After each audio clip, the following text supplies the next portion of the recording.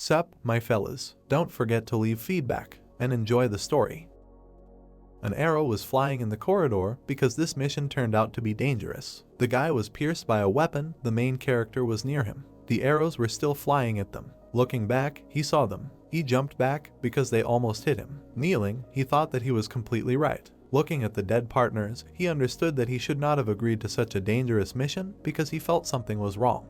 There were people standing near the building. One of them asked why he did not want to take it. Smiling, he asked if they really did not trust him, because the mission was quite simple and he just needed to find the location of a special stone slab with writing on it. Folding his arms, he said that he did not really trust him and had not seen him in Miram before, and how could he take his word for it? They asked him why he really did not want to take it. Opening his hand, he asked if they had any exact information, because without it, it only meant that there was no pre-prepared required amount for payment. Throwing the bag, they said that on such missions, the risk of dying was quite high. There were coins in the bag. Looking to the left, I thought that the amount of money for this mission was too much to refuse. Swinging my sword, I shouted for the guy to step back. Then there was a destructive whirlwind blow. Stones and also various spare parts fell. Standing next to him, he smiled, because the owner of the power, occupying the second place among all the warriors, took part in this task with him and thought that he had refused in vain at first. Opening his mouth, he shouted and asked what was going on here. Baring his teeth, he understood that there was something here besides traps. There was a monster with large fangs and red eyes. Holding a sledgehammer in his hands, he looked at the guys. Opening his mouth, he wondered what it was. Then he swung his weapon at them.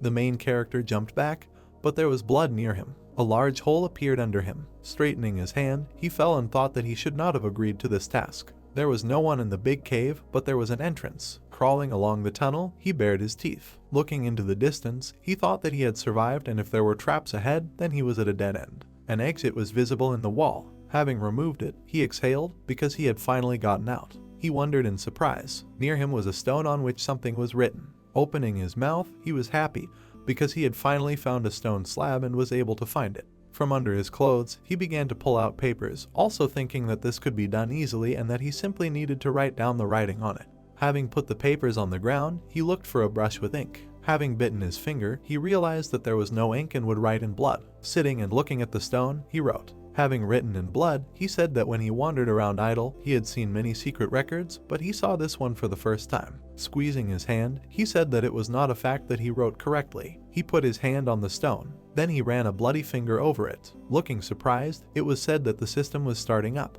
Jumping back, he screamed and wondered if there were traps again. Harry looked back and thought that the sounds had been quite loud before. They were saying upstairs that the system had been successfully launched and user registration had begun. Holding the dagger in his hands, he realized that he had not misheard the first time. He looked into the distance in surprise because something nearby began to glow. An explosion occurred near the stone. Holding onto the floor, he wondered what it was this time. A tiger with a stone on his forehead appeared. Opening his mouth, he thought that the only entrance here was the rabbit hole from which he had climbed here, so where did the tiger come from?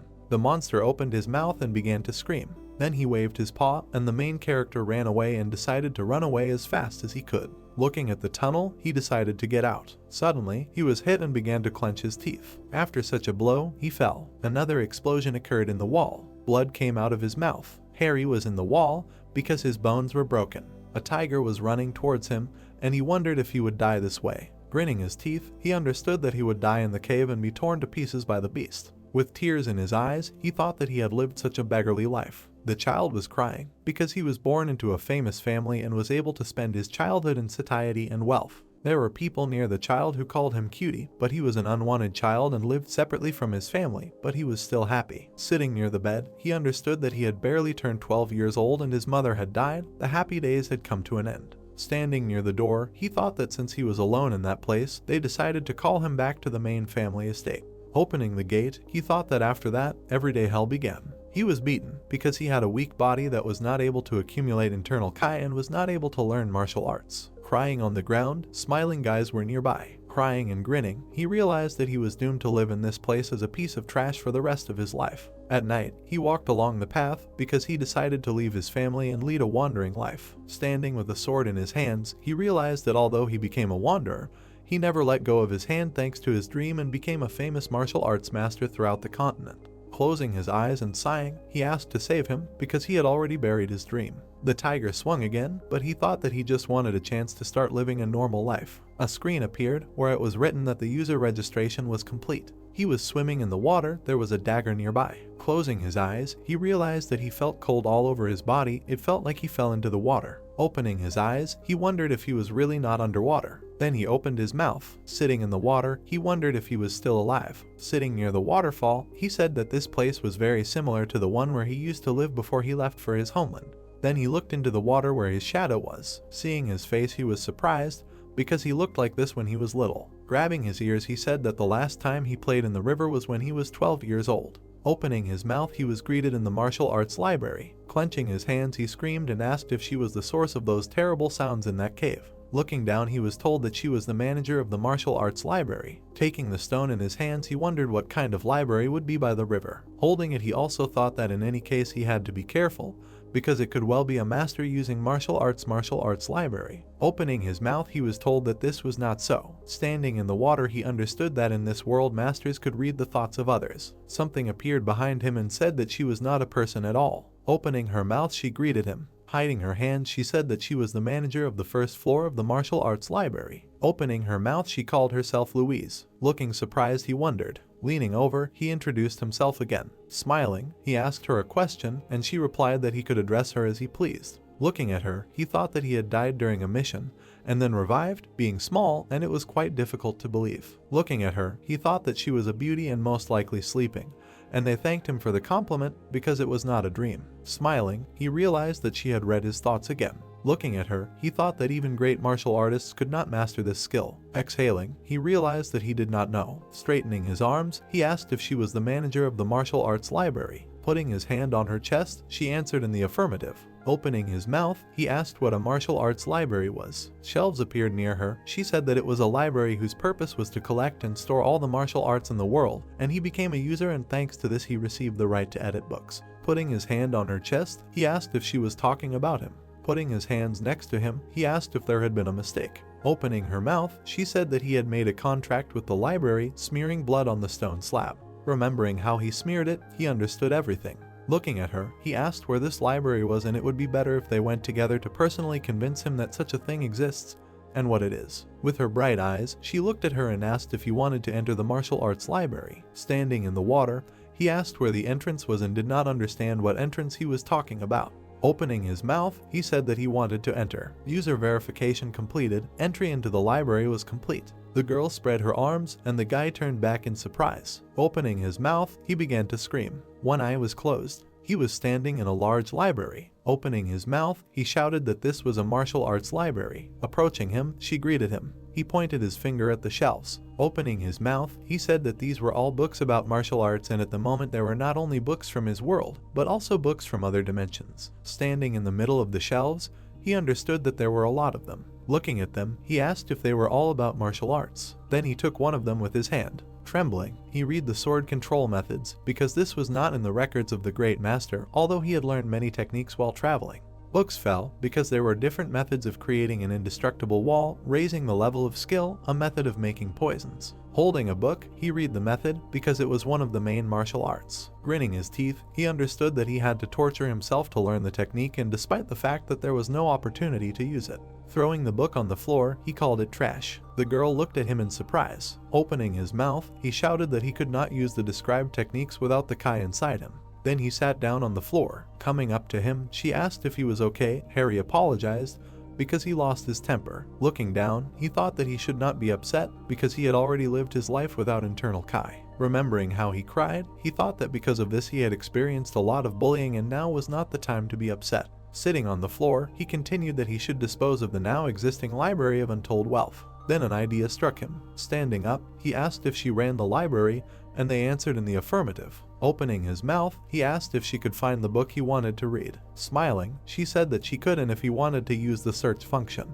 Putting his hand on his chest, he agreed because he wanted to use the search. Putting his hand on his chin, he thought because they asked him what search criteria he wanted to set. Raising his eyes, he asked to find a book containing martial arts that people without internal Kai could learn. A hologram appeared near his hand. It set the search according to the user's requirements. Screens appeared near it where books were searched. The screen said that 1027 volumes were found. He looked at this number in surprise. Smiling, he thought that they were laughing at him. With closed eyes, she continued to conjure, and the search was limited to only the first floor. Putting his hand to his chin, he thought that he did not know how many floors there were in the library. Looking at the screen, he was told that it was time for the second sorting. Screens appeared in front of him, where they allowed him to choose a fighting style. Harry clicked on the art of hand-to-hand combat. Looking at her, he understood that initially a general search was made, because of which additional criteria were unavailable. Raising his hand, she said that if he clicked, he would see detailed information, and also each book could contain only one of the criteria. Folding his hands, he asked how they could have only one criterion. He was told that if he decided to choose both criteria, then he would be transferred back to martial arts. Looking at the screens, he thought that he would be able to choose the necessary book if he set one of the criteria separately. Looking at the art of shadow combat, he thought that given the existing branches, it made sense, and it would also be nice to combine this type of combat with weapons. Having pressed the button, he understood that he wanted to have internal Kai, or at least a force equivalent to it. Looking at the girl, he said that he himself was wondering if there were books of this type. The screen said that a search was in progress. 12 books were found. Squeezing his hand, he thought that there was a way to use these techniques without having internal Kai, then decided to look at all the books and write now. Creating magic, she said that the transfer of books began. Books appeared near him. Standing next to him, she said that according to the search results, these books were on martial arts and the most suitable for the user's criteria. Books flew, and Harry saw such for the first time. Then he took one of them. Looking at it, it was written that it was about an incomparable warrior. The girl came up to him and said that this was a wonderful choice. Holding the book in his hands, he asked if she meant it. Pressing the screen, she said that this book was the only one of its kind, preserved in its original form. He began to leaf through it. A notification appeared in front of her that he had little time left to use the martial arts library. Surprised, he looked and wondered what this was all about. Conjuring books, she said that in a day access to the library would be open. Exhaling, he was told that treatises on martial arts obtained in the library could not be read while outside, only if rented. He asked again in surprise. She said that at the moment only one book was available for rent. Looking at the books, he thought that he wanted to look at other works on martial arts, but there was no time. Holding the book in his hands, he said that he would take it. Taking it, she said that the choice was approved and the rental period was 1 month, and the use of the martial arts library had expired. The river flowed. Harry stood in the middle of it. Looking in surprise, he thought that the word did not happen. What happened now? Opening his mouth, he began to call the girl. Looking around, did not understand what happened. He looked back because he was called. It was Chuck who found him. He smiled, but in his thoughts he was dead.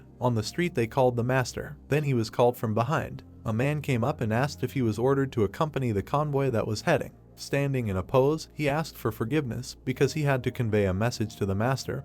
He was told that he should think about the honor of the family. Looking down, said that his situation was not much different and also did dirty and dangerous work. Harry was held by the head while Chuck passed nearby. Looking at his enemy, they asked him that he trusted him and became just as arrogant. Kneeling, he said that he was assigned another mission and he was dead. Grinning his teeth, he thought that all this was done in order to anger him. Also, grinning, he understood that the head of the family knew, but he did not care. It was evening. They were sitting near the wall. He looked away because he was asked if he was here. Coming up with folded arms, he decided to tell him the news. Smiling, he wanted to tell him about Chuck. He ran because he was told that he died during the mission. Running, he realized that he had no strength, when suddenly he tripped over a branch. Harry fell to the ground face down. His eyes widened. He saw Chuck, who was in arrows. His mouth was open and his eyes were closed. Raising his hand, he called him. Harry ran up to him and picked him up. Hugging him, they asked what happened. Closing his eyes, he said that nothing. Standing next to him, he understood that he really was in the past.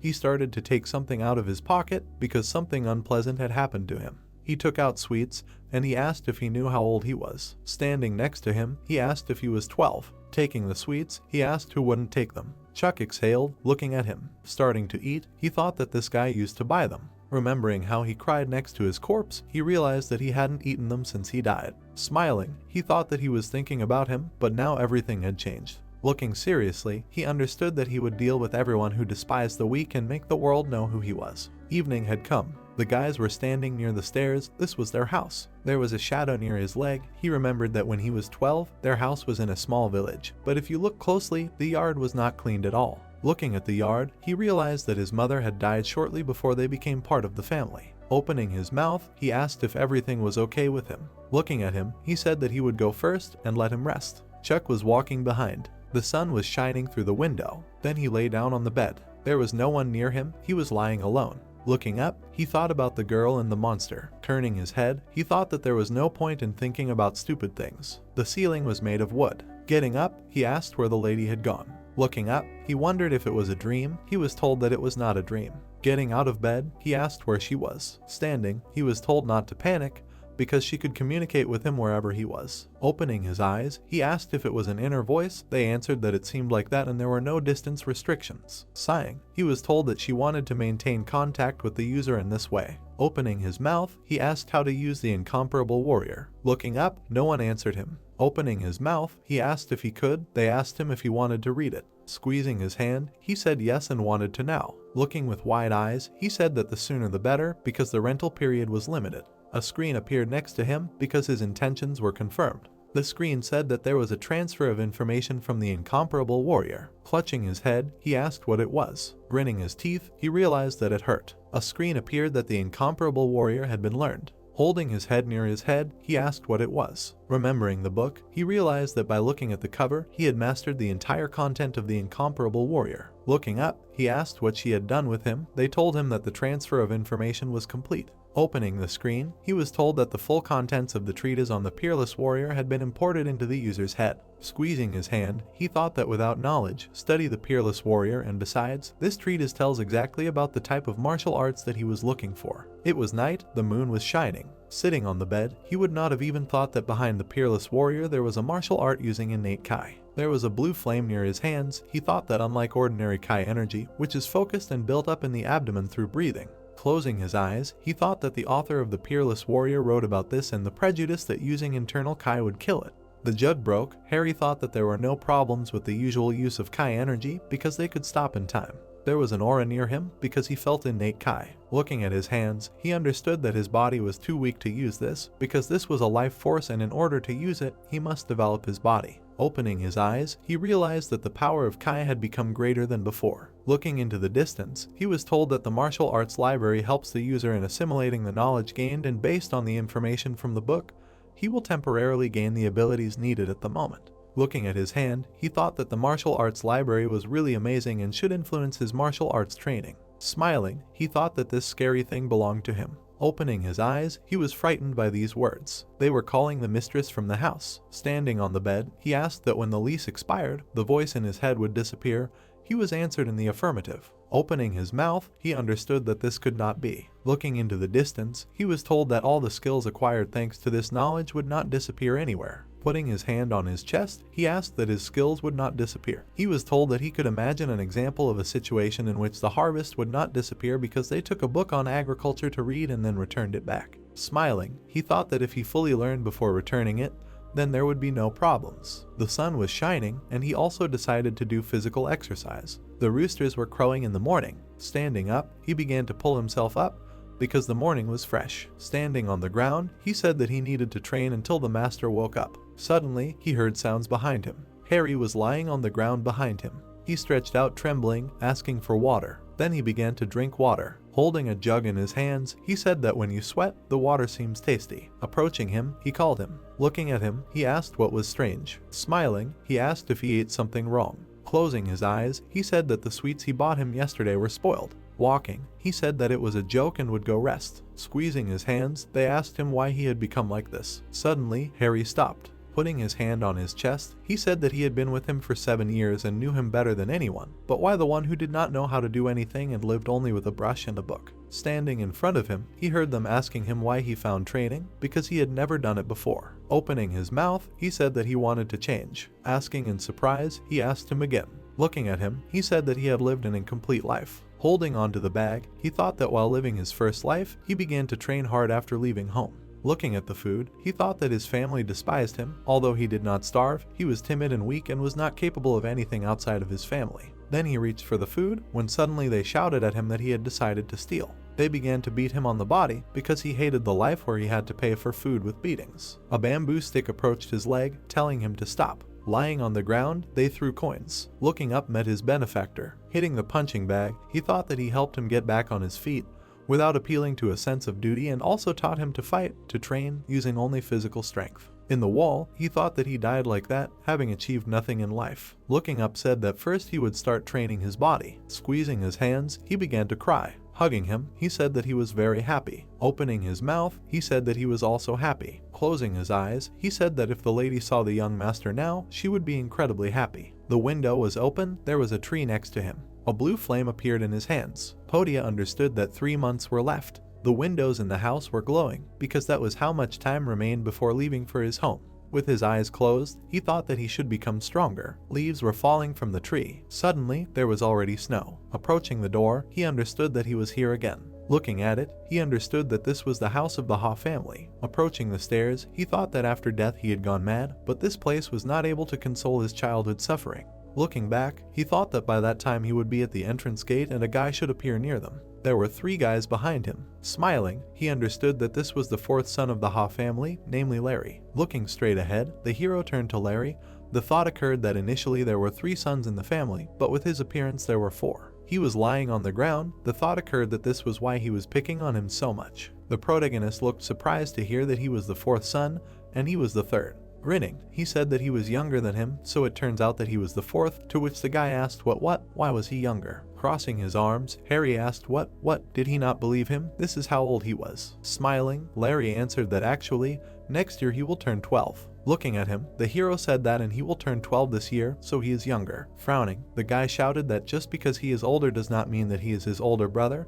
He is not going to call someone who is weaker than him an older brother. With wide eyes, the protagonist asked what is so. Smiling, Larry asked him if he thought he could beat him, saying that he had heard rumors that he was a weakling who was incapable of anything. People put masks on their faces. Harry grinned and thought that he was embarrassing himself right in front of his guards, still so childish. Closing his eyes, he asked what it meant if someone was stronger than him, he would treat him like an older brother, to which the guy shouted that he also had to be older. Raising his eyebrows, the hero added that it meant that for him to accept him as his brother, he had to be stronger and older than him. Swinging, Larry shouted that he wanted to say that he was stronger than him. The protagonist deftly dodged his attack. Gritting his teeth, the guy thought that he had dodged his blow. Looking away, Harry thought that he, too, still lost his temper very quickly. Looking straight ahead, the guy said that today he just wanted to say hello to him. Looking at him, the hero thought that an impressive greeting. He imagined the Ha family to be quite influential, but in fact, stretching his hand forward, the guy said that he should follow him. The crowd lined up around them.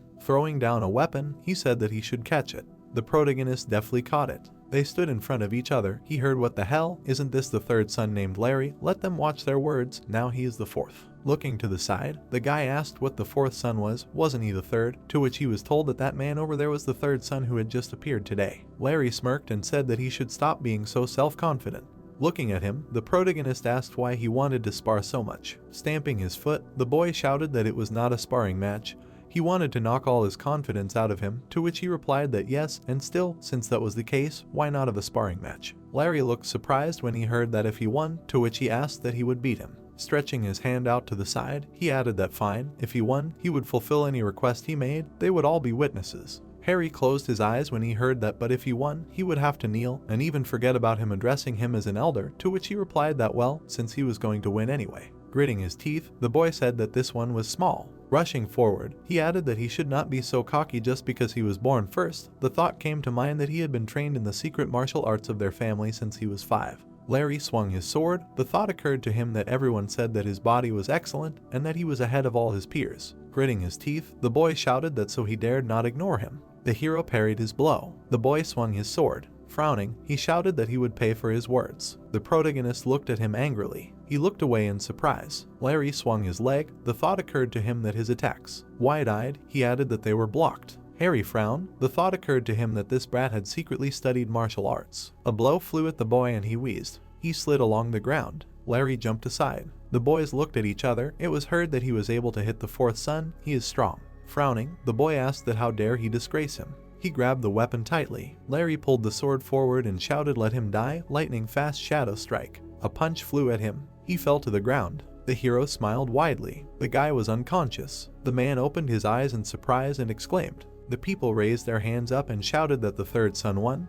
He is cool, the 4th son is not fit to hold a candle to him. Gritting his teeth, the guy said that it hurt. He looked at the weapon, hearing that he won. The protagonist looked away and asked what he said. Smiling, he added that if he wins, he will fulfill any of his wishes. Frowning, Larry replied that he did not agree.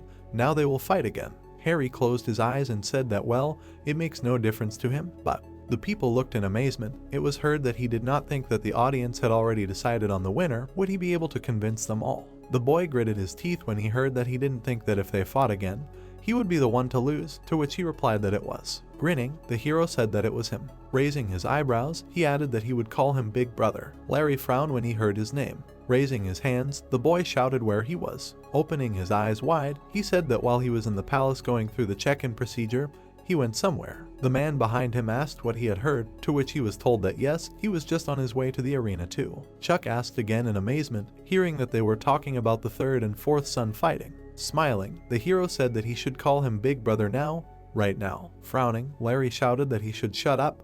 He didn't even know what a shame it was. He cheated. The protagonist looked down and asked what cheated. Pulling his weapon forward, the guy said that they were sparring with swords and he used his fists. It's against the rules. Looking straight at him, Harry wondered if he hadn't kicked him first and then refused to call it sparring. Looking back, it was easy to see what an idiot he was. The guy gritted his teeth. A thought appeared. It was pride or something. Leaving here, losing to him, would be a complete disgrace. Raising his hand, the hero said that fine, he would give him another chance to do everything according to the rules. Looking at him, Larry thought that he didn't know what the catch was, but this brat seemed to have secretly learned to use some kind of inner strength. Lightning appeared around his hand and he added that then he would fight with the most powerful technique of all that he has. The guy pulled his weapon forward and used the technique lightning sword strike. Looking straight ahead, the protagonist thought that the atmosphere was tense. Rushing forward, Larry shouted that he should get it. Harry dodged his blow. Gritting his teeth, he thought that he was fast and strong. The guy ran forward quickly. The hero opened his eyes in amazement. Swinging his weapon, Larry shouted that he was surprised too early. Standing in front of him,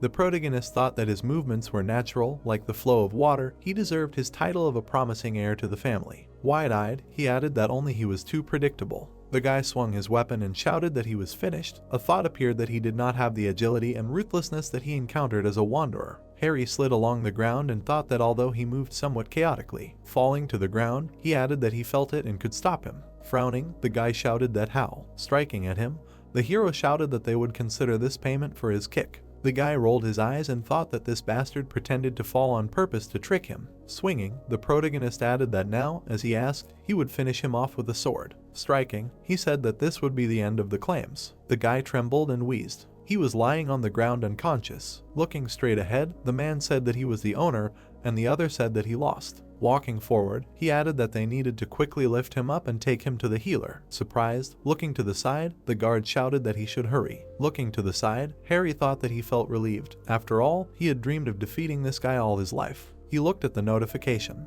It said that in the military art section a duel was recorded.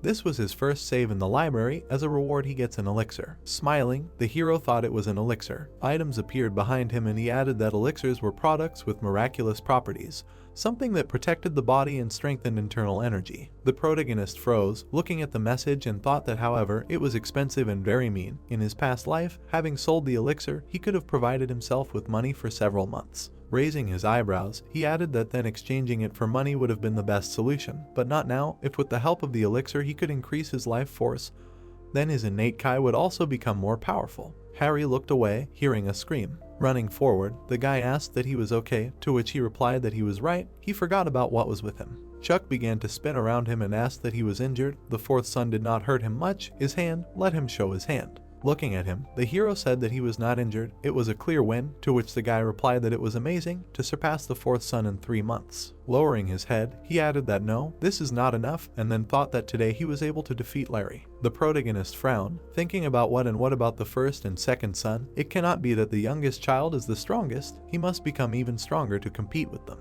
A view of the building opened up. It was heard that he could move into this room. Standing in front of him, the girl said that if he needed anything else, then let him ask, to which Harry replied that he really did. She leaned over, hearing that no one called him, perhaps the elder of the family or the owner of the house, to which she replied that she had not heard anything about it. Smiling, the hero asked that yes, he said that then he could go. Standing in front of the doors, he said that if so, he could rest. Looking away, the protagonist thought that on the very first day he had caused a fuss here, nothing had changed since last time, right?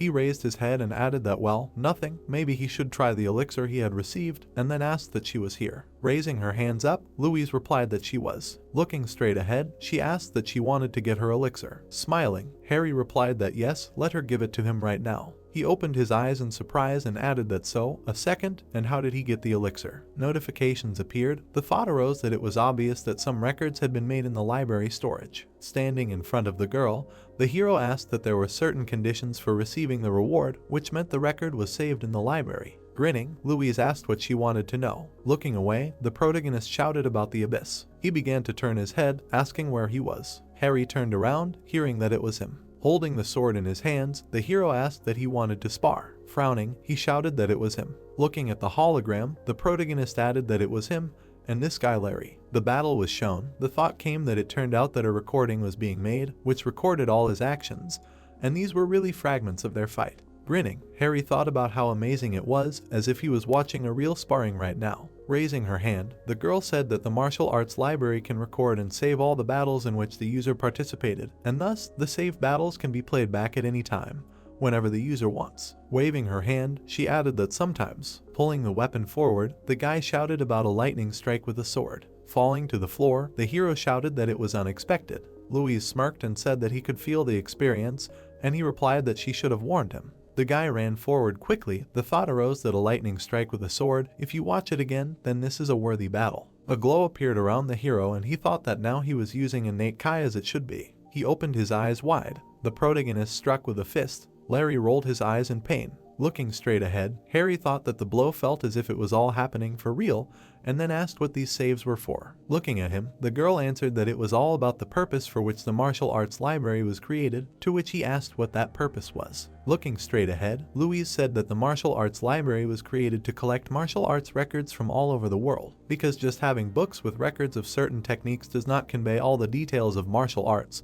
so in order for the information to be more detailed, it is recorded in this way. Looking straight ahead, the hero said that that's it. Putting his hand to his face, he thought that it is not the library that helps the user, but the user that provides new records for her. The girl smiled, hearing that therefore the elixir is a reward for providing a new record, to which she replied that it is exactly like that. Looking at him, she added that however, in the future it will not always be rewarded. Now it is gratitude for the first record, and in the future the reward will be given at the discretion of the library, to which the protagonist asked again. A book appeared. It was heard that this meant that the reward for each separate entry was assigned individually. For example, if you find and make an entry about a martial art that has not yet been added to the library, you can get a huge reward. Closing her eyes, Louise said that now it's time to repay him for this entry. A view of the building opened up. Knocking on the door, Chuck said that it was him. Opening the door, Harry asked what was wrong. He told him to go to his room and rest, to which he asked again. He smiled, hearing that it seemed to him, or the color of his skin became healthier, to which he asked if it was true. A dark sphere appeared. Looking straight ahead, Louise said that it was an elixir made from 50-year-old ginseng, to which the hero asked again. Looking at the sphere, he thought that of course, it was inferior to the legendary 1,000-year-old ginseng, but even that was very rare among shamans or warriors. The protagonist put his hand to his face and added that by eating only a small piece, you can get only 1% of its energy. If it comes to internal Kai, then you can gain strength for 5 years in advance. Standing in front of the guy, Harry thought that increasing the reserves of innate Kai is not so easy, but it helps to expand and strengthen the Danshin. Looking surprised, he asked what happened, that he came to him at such a time, to which Chuck replied that this. The hero looked surprised, hearing that the third son. Behind the guy stood an unknown man. Looking straight ahead, he said that the head was calling him. Walking to the building, the protagonist thought that the head was looking for him. Looking straight ahead, he added that he felt a little awkward. The head never cared how he lived his life. Security stood at the entrance. A thought appeared that the head of the family, he never considered him his father. Why now? With his eyes wide open, Harry thought that Larry, all because he beat him. Standing at the door, the man said that he brought the third son. A thought appeared that he called him only because of this, and somewhere deep down he wants to go back, but now is not the time for this. The doors opened slightly. The man was sitting at the table. Jack frowned. Closing his eyes, the hero greeted him. The man calmly said that they had not seen each other for a long time. The protagonist looked in surprise and thought that they had not seen each other for a long time, but this was their first meeting. It cannot be that he retained memories of his past life. Looking straight ahead, Jack said that he saw him when he was just a child. He may not remember this, but Harry said, wide-eyed, that was it, then thought that it might seem like he was being paternalistic, but he had dumped him after their first meeting, hadn't he? Sitting in front of him, the man asked him what he had won the fight with Larry, and he replied that he had. Frowning, he added that he had never studied martial arts, nor had the Kai energy he had done. The protagonist looked at him in amazement. The head of the clan slammed the table and shouted that he should answer him. People said that he had always acted like a coward. The protagonist stretched out his hands and replied that he hadn't. The guard frowned and said that if he lied to the head of the clan, he would pay with his life, to which he replied that he had. Putting his hand to his chest, Harry said that it was just luck. The man looked at him in amazement and asked again. Looking straight ahead, the hero thought that he would have to demonstrate his strength anyway, so he had to somehow hush up this whole story with martial arts. Waving his hand, the head of the clan said that it was enough to evade. The protagonist exclaimed, his eyes wide open. A view of the building opened up. Looking to the side, Harry thought about what he was thinking. If he said about luck, wouldn't it be logical to ask what it was? Jack was sitting silently at the table. Looking to the side, he asked what he thought. Looking straight ahead, Bill said that if he was talking about luck. Holding a cup in his hands, the head of the clan said that yes, he thought so. Clenching his fist, he added that this was definitely it. A broken cup appeared. It was heard that speaking about luck, this was definitely it. Yes, it couldn't be otherwise. Looking at the leader, Bill said that he didn't think his daughter-in-law would leave such a legacy. Anyway, it was amazing that with no more than 3 months of training, this kid had beaten Larry. Frowning, the leader said that what if he had been trained from the beginning, to which his brother asked that if so, then everything they had been told was a lie. Jack closed his eyes and said that there was no way to know for sure they hadn't been tracking his every move. He looked surprised to hear that Harry had been helped by someone from his mother's side. The man frowned furiously and shouted at him to stop talking nonsense. The building went up in flames. It was heard that there was no one left there. Perhaps someone had managed to survive. If so, they would have personally come and taken the child for themselves. Looking down, Jack asked that they didn't even know about his existence, and if they did, then why had they neglected it until now?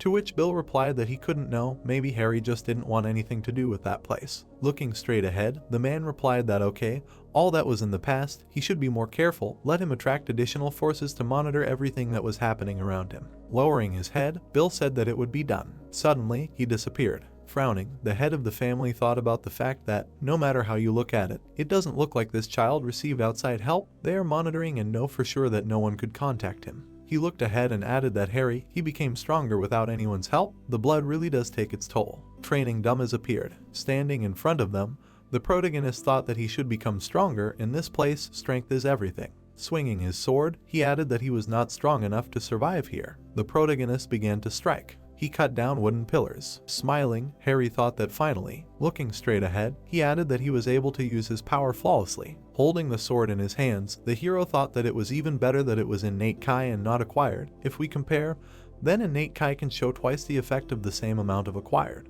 He looked down and added that but he cannot properly use these powers, he has old memories, but the closer he is to the top, the more systematic and advanced martial arts he needs. Standing still, the protagonist addressed the girl, to which she responded. Looking up, he said that he wanted to enter the martial arts library. Blue lightning appeared. It was heard that the user's request was confirmed. The entrance to the library was taking place. A huge library appeared. Louise smirked and said that she was welcome to the library. Harry looked at her in surprise and asked if he could use the search function, to which she clarified that yes, what he wanted to find. He added, his eyes wide, that it was a martial art that, like the shamanic ritual of the rain attack, combined 2 martial arts. Standing in front of the girl, the hero thought that he would not be able to study all the contents of the library, so it would be better to do something highly effective right away. A notification appeared that the search was complete. No martial arts matching the query were found. Dropping his hands, the protagonist said that okay, he was sure that it existed, to which the girl replied that even though it was a martial arts library, it did not mean that all martial arts were collected here. Smirking, she added that the library was revived after 100 years. It is unknown what martial arts were created or transformed during this time.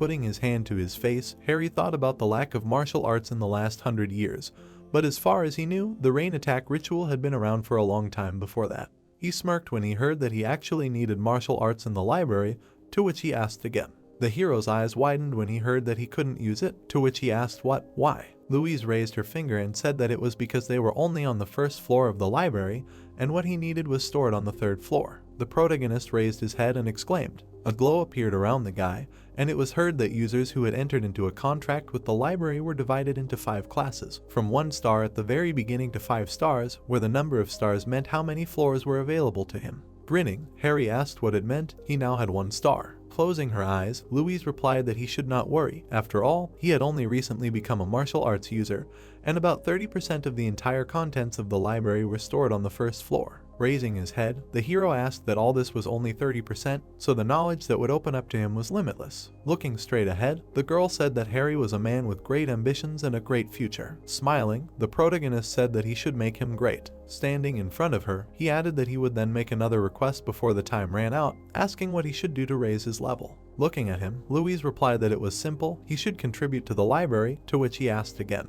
The library appeared, and it was heard that registering a new martial art or, like last time, making the first entry about something, was something that happened naturally when he was a library user. The level rose to 2 stars, and it was said that when he contributed enough, he would be able to summon the manager of the next floor, and by passing the test, he would be able to get a star and raise his level. Harry widened his eyes and asked what the test meant. Louise grinned and said, for example, something like that. Suddenly, the hero fell to the floor. Looking around, he asked where he was, to which she replied that this was the place where the test would take place. The girl stood still. It was heard that the test itself was this child. She looked straight ahead. It was said that by defeating him, he could become a user with 2 stars. Looking at the girl, the hero said that he was 30 years old, and he had to fight such a child. She looked 5 years old, no more. Smiling, Louise replied that considering his 12-year-old body, it sounded funny. Then, would she like to try right now? If he won, she would immediately promote him.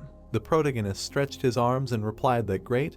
They would begin, maybe nothing more. With wide eyes, he added that he did not say. Suddenly, the child struck him with a blow from the heavenly spirit. Harry frowned and wheezed. He flew to the side. The hero flew into the stairs. Gritting his teeth, he thought, damn, who is she really? Got it as it should be. It hurts so much that you can die. With wide eyes, the protagonist added that she disappeared. Louise closed her eyes and said that this place was also part of the library. Everything except what he was renting was an illusion, to which Harry replied that everything he had experienced was an illusion. It was becoming more and more exhausting. The child took a step forward. The hero looked at him in surprise, hearing his name. Sitting on the floor, he heard that the test was still ongoing.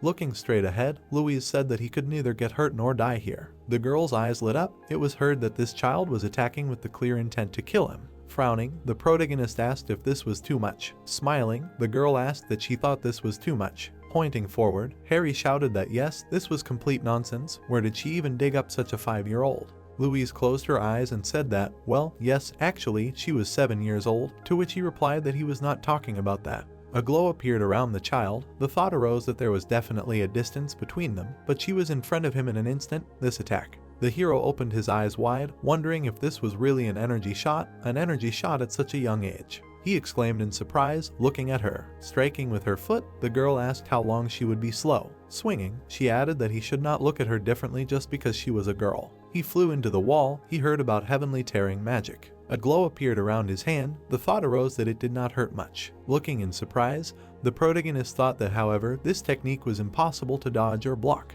He looked down and added that stop, this is a technique. After all, she called it heavenly tearing magic. Swinging, the girl screamed. The thought arose that this is a child version of the peerless warrior. Harry closed his eyes and shouted to stop the fight. He looked at the fist in surprise. Louise smirked and asked if he was really giving up, to which the hero replied that he was, right now. He dusted himself off and asked if he could try again, said that if it couldn't be done if he failed, the lady wouldn't have sent him here so frivolously. The girl snapped her finger and said that was right. If he met the requirements, he could try again at any time. The girl looked straight ahead. Turning around, the hero said that they had returned. Frowning, he thought that he would retreat now, but he would try again and again. He would walk over the heads of those who despised him. The man lowered his head. A thought arose that the benefactor who had saved him in his past life, he wanted to save his life. Smiling, the protagonist said that he would train hard and one day pass the test that she would send him to. Standing in front of him, Louise replied that he was a very optimistic person, and that was why she liked him so much.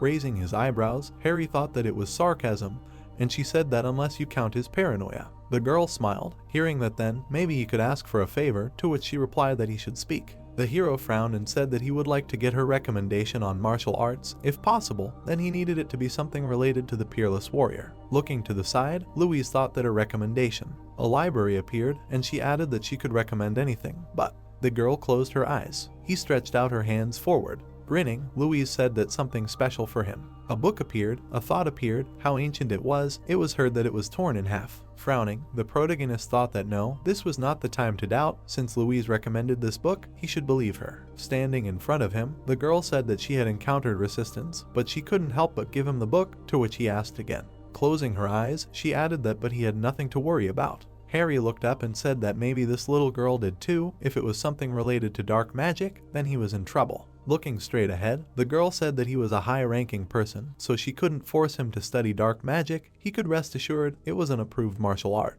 Stretching her hand out to the side, she added that besides, even if it were so, no one would recognize it now. It seemed to be something really old. Closing her eyes, Harry said that thanks for their help. He sincerely thanks them. The girl smiled and said that since he was so grateful. The hero exclaimed in surprise, hearing that nothing, talking to herself. Stretching her hands forward, Louise said that now he will receive knowledge about this technique. The protagonist clenched his teeth and wheezed. Clutching his face, he thought that it was not as bad as the first time, but it was still unpleasant to feel how knowledge was pouring into his head. Looking in surprise, he shouted what it was. Harry smiled and shouted that this was such an amazing martial art. What was it called? Looking straight ahead, the girl answered that the tip of the sword of an incomparable warrior. The man swung his sword. It was heard that he was already 150 years old, and this martial art is called the best in the world. Looking up, the hero said that wow, the best martial art in the world. Stretching his hand forward, he added that only this. The protagonist frowned and asked that what he had in his head was really true.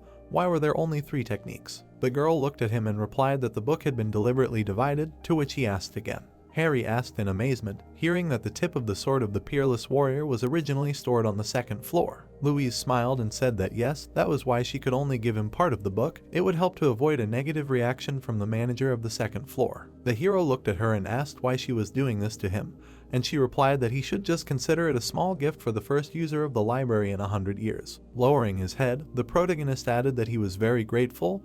How could he repay him for this? Putting a hand to her face, the girl said that she wished everyone were like him. Raising her hands up, she added that it was, she just remembered the previous user. Looking surprised, Harry asked what the previous user was, to which the girl replied that he was arrogant and impudent, he had no manners, and he could not do without insults. He was strong and capable, but useless. Lightning appeared in front of them. A question was heard. What did she say what? Looking surprised, the protagonist shouted about space, and the girl said that it was worth saying this, and the tiger was right there. A hand appeared from the rift. A man appeared in front of them. Looking straight ahead, he turned to Louise. With wide eyes, the girl asked what it was. He stretched out his hand forward and added that he could not just open the passage. The man's eyes lit up and he shouted that he should stop. It was humiliating. Lightning appeared in front of her. Raising his head up, the hero said that this man. Louise smirked and said that sometimes it happens. He should not pay attention. A notification appeared that the use of the martial arts library had expired. The protagonist, with wide eyes, shouted that he should wait. He still had.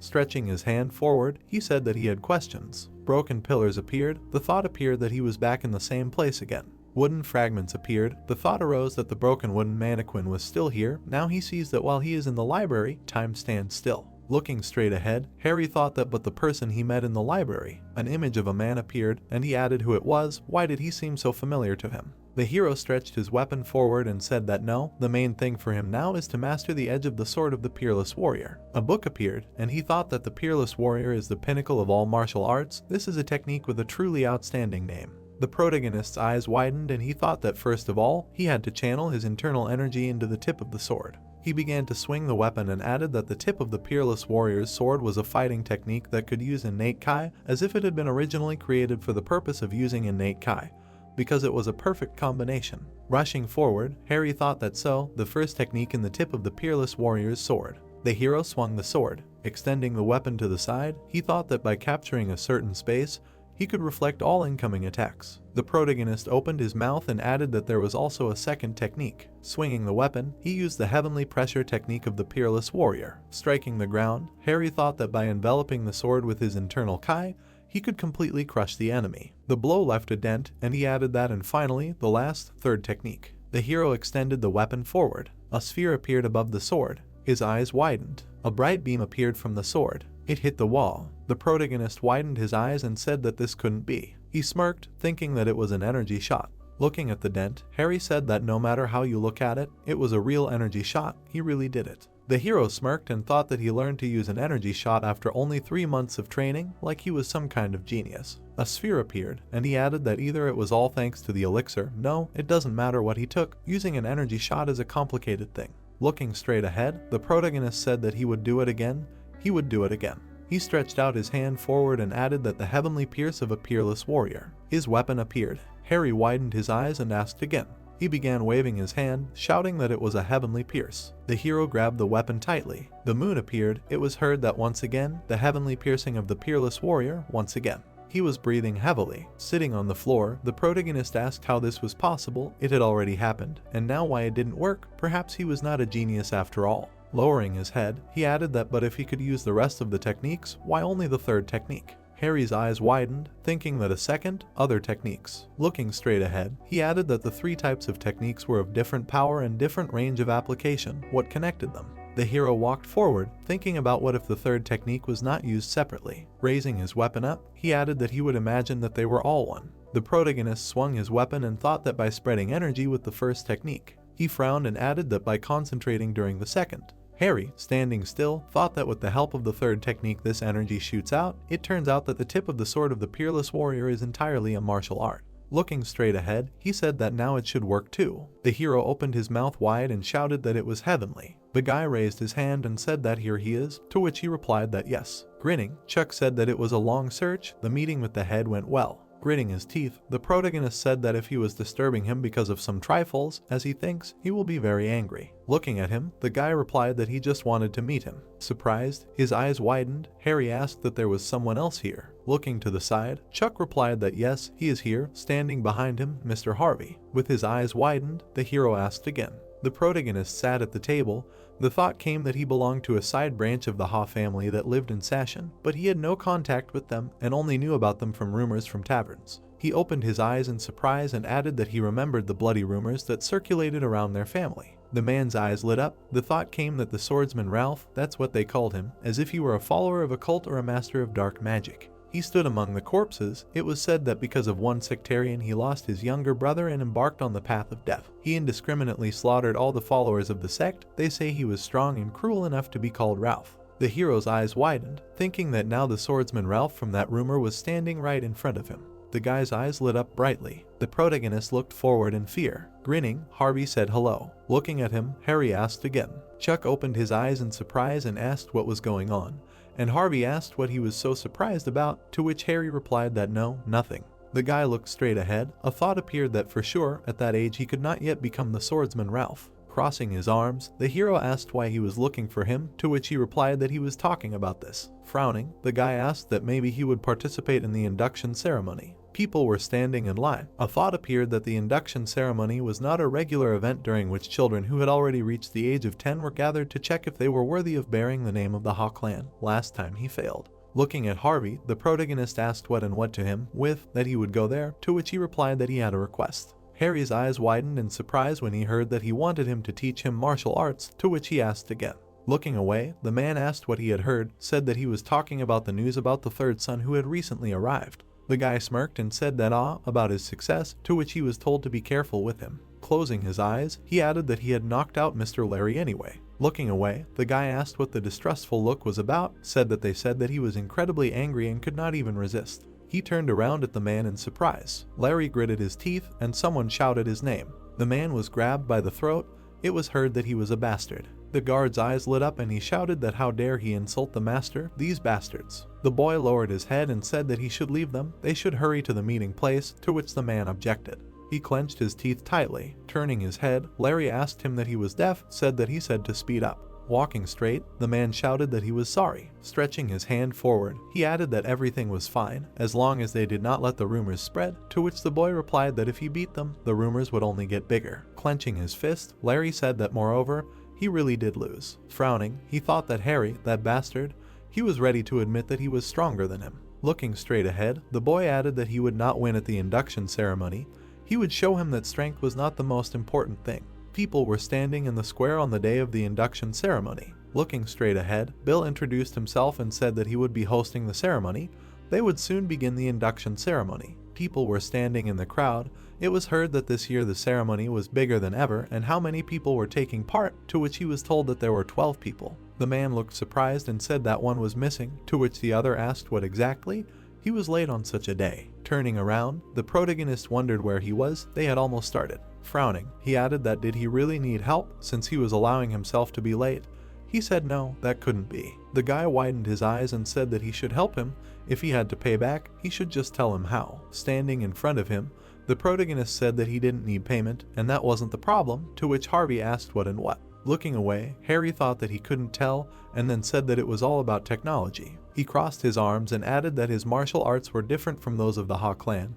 He didn't know how to teach them, and even if he could, he wouldn't be able to use them. Sitting on the ground, the guy said that he couldn't, but he thought he could. Looking down, he added that in 3 years of training, he had never been able to defeat Larry. Tears appeared in his eyes and the guy said that but when he heard that 3 months of training was enough for him to defeat him, he came to ask him for help. Looking at him, the hero thought that he was crying as if he thought he was a really bad guy. His eyes widened and he added that wait, this guy could become the swordsman Ralph. An image of a swordsman appeared and the thought appeared that it turned out that he could become a master who would train a swordsman. The guy looked surprised, hearing what and what if they did this. The protagonist turned around, hearing that someone was talking to him. Waving his hand, Harvey asked what hadn't started yet, to which he asked why it was so late.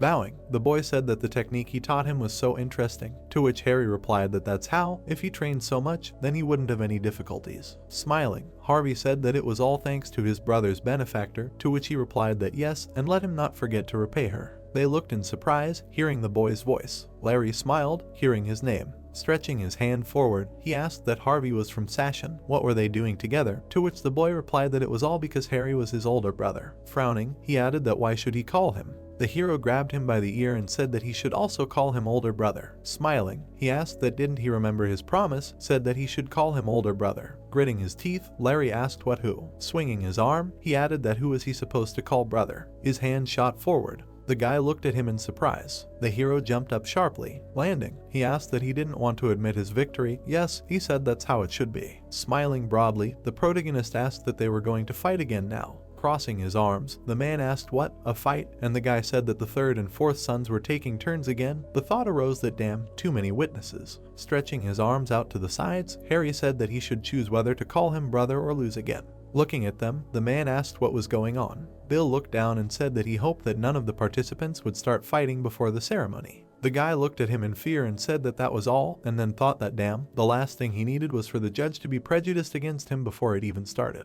The hero grabbed his hand and said that they were asking for forgiveness. Grinning, he added that he and his younger brother were just warming up, they misjudged their strength and overdid it a bit. Looking away, the protagonist asked if that was true. Gritting his teeth, Larry thought that this brat. He said that he was, and then thought that okay, he would do anything to get out of this situation. Frowning, the guy said that he was his older brother. The man, standing on the balcony, said that they should warm up, but not overdo it, to which Harry responded approvingly and the guy apologized. Bill closed his eyes and said that's it, now. Frowning, he shouted that they would now begin the opening ceremony. The crowd gathered around them. Larry looked away angrily. The hero grinned, looking at him. Standing on the balcony, the man said that now he would explain the rules of the ceremony to them. Looking down, he added that the rules were simple. Bill picked up the sign and said that they needed to collect 2 of these signs, climb to the top of the mountain and hand them in. That was it. The guy looked at the sign. He heard that they would now be given 1 sign each. In addition to this, he needed 1 more. The hero opened his eyes in surprise, hearing that they would receive it by climbing the mountain.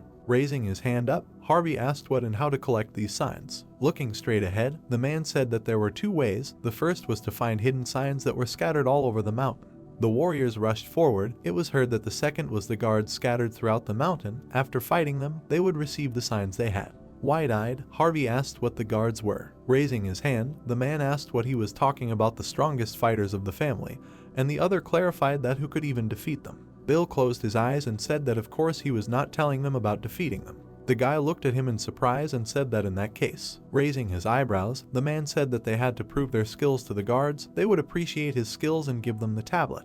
The guys, looking up, heard that the deadline was 4 days, no more rules. If something terrible happened, then let them scream, the observers around would come to the rescue. Grinning, the protagonist thought that fortunately, the same as in the first life, in that case, these items would be brought out now. The men brought the boxes. Bill stretched out his hand to the side and said that in addition, the one who collected 4 or more tablets would receive this. The chest opened slightly. There were spheres in it. It was heard that these were the preparations from Sashindan given as a sign of their friendship. If you take them, their resistance to poisons increases, and the concentration of internal energy will also increase. The guy laughed and said that yes, he must get them. Grinning, the hero thought that not now, the real prize is ahead. Closing his eyes, the man said that in the last one, the one who collects the most tablets. A glow appeared from the chest. The man looked in amazement and said that it was glowing, and the other added that he felt a surge of strength. Frowning, Bill shouted that the rarest treasure for the winner, this Sowenden. People looked in amazement. It was heard that the main prize, this year's opening ceremony, is really amazing.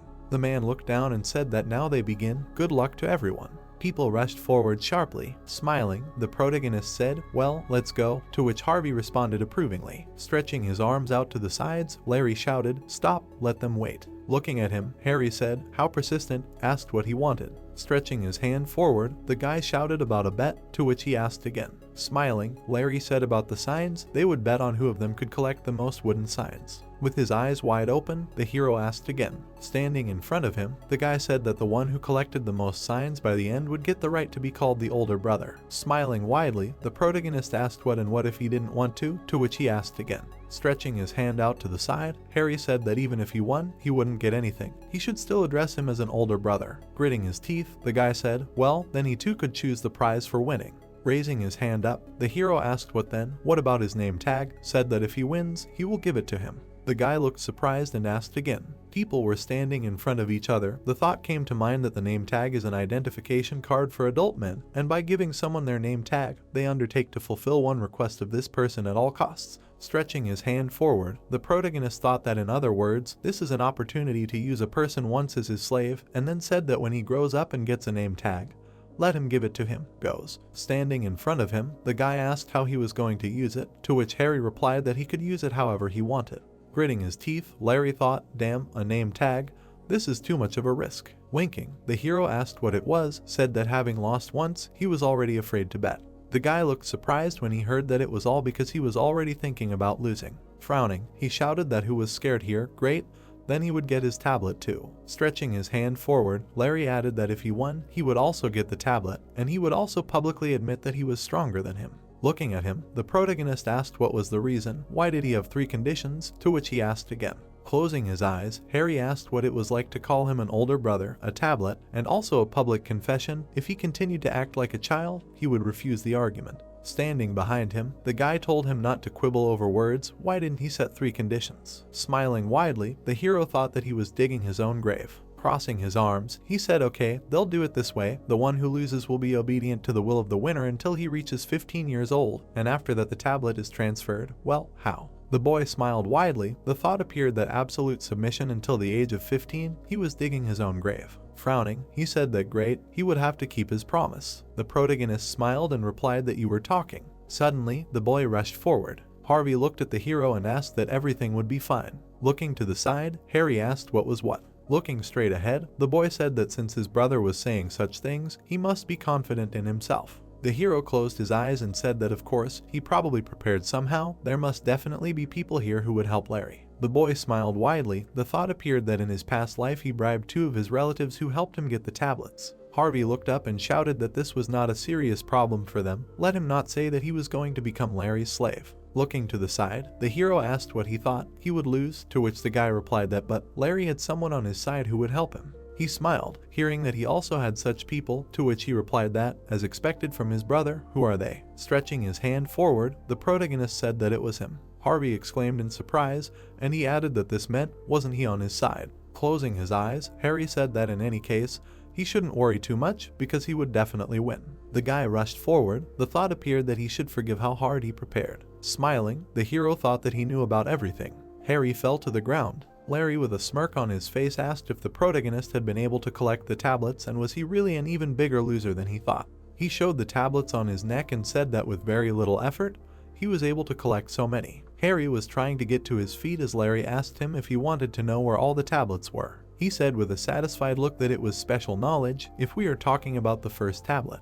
The guy was sitting on the grass. Harry was looking dumbfounded that the tablet was missing. The guys were standing behind him with smirks on their faces and asked if it was definitely supposed to be there. Turning around, an enraged Larry yelled at them to shut up already and find it quickly. Frowning, he thought that this was already the second place where the tablet was supposed to be hidden. His uncle was doing a very bad job. Harry was sitting in a tree and watching him. He had 2 tablets in his hands and noted that of course they were not there. Smiling, the main character emphasized that it was because he knew where they hid their tablets. Sunlight enveloped the building in which Jack asked if the induction ceremony went well. Jack looked at the warriors and said that many years had passed since his relatives took part in the ceremony, and then asked if Larry had a high chance of winning. Standing behind, Bill replied that it was because his relatives on his mother's side supported him. Holding his neck, the chief asked what about the incident in the square. The warriors rushed at him. Jack hit the warrior's hands with his blade. He seriously noted that he had heard bad news about him. They say that there was a leak of information. Turning around, the man clarified if they had screwed up with the location of the tablets. Taken aback, Bill replied that the chief should not worry because everything was under control. Standing in front of the soldiers, Jack said that even if this was not the case, Larry would still win, and then clarified what Bill thought of Harry. The man was puzzled by what he heard. The chief swung his blade. He made a series of attacks on the warriors. Putting his hands on his hips, Bill said that it was necessary to moderate the ardor of the protagonist, but with his character Larry would undoubtedly win. Frowning, Jack added that it was true and it was also necessary to intensify the training of the black tigers. Moving through the forest, Harvey called the protagonist. He was running away from a huge boar. The monster opened its mouth wide. Turning around, Harvey thought with a smile on his face that, as his brother had told him, he had taken out the tablet. Moving towards the trees, the boy noted that now all that was left was to lure the boar into a trap. Smug Harvey called Harry and asked him to cut the rope. Silence fell in the forest. The boy stopped and was taken aback. Turning around, he looked at the beast. The boar continued to pursue him. Tearful Harvey cried out that he thought so, that Harry was a deceiver. The protagonist jumped through the trees. He flew at the boar with a blade in his hands. The protagonist dealt a crushing blow to the monster. The boy was taken aback by what he saw. Tears were streaming down his face. Harry looked at him and asked why he stopped.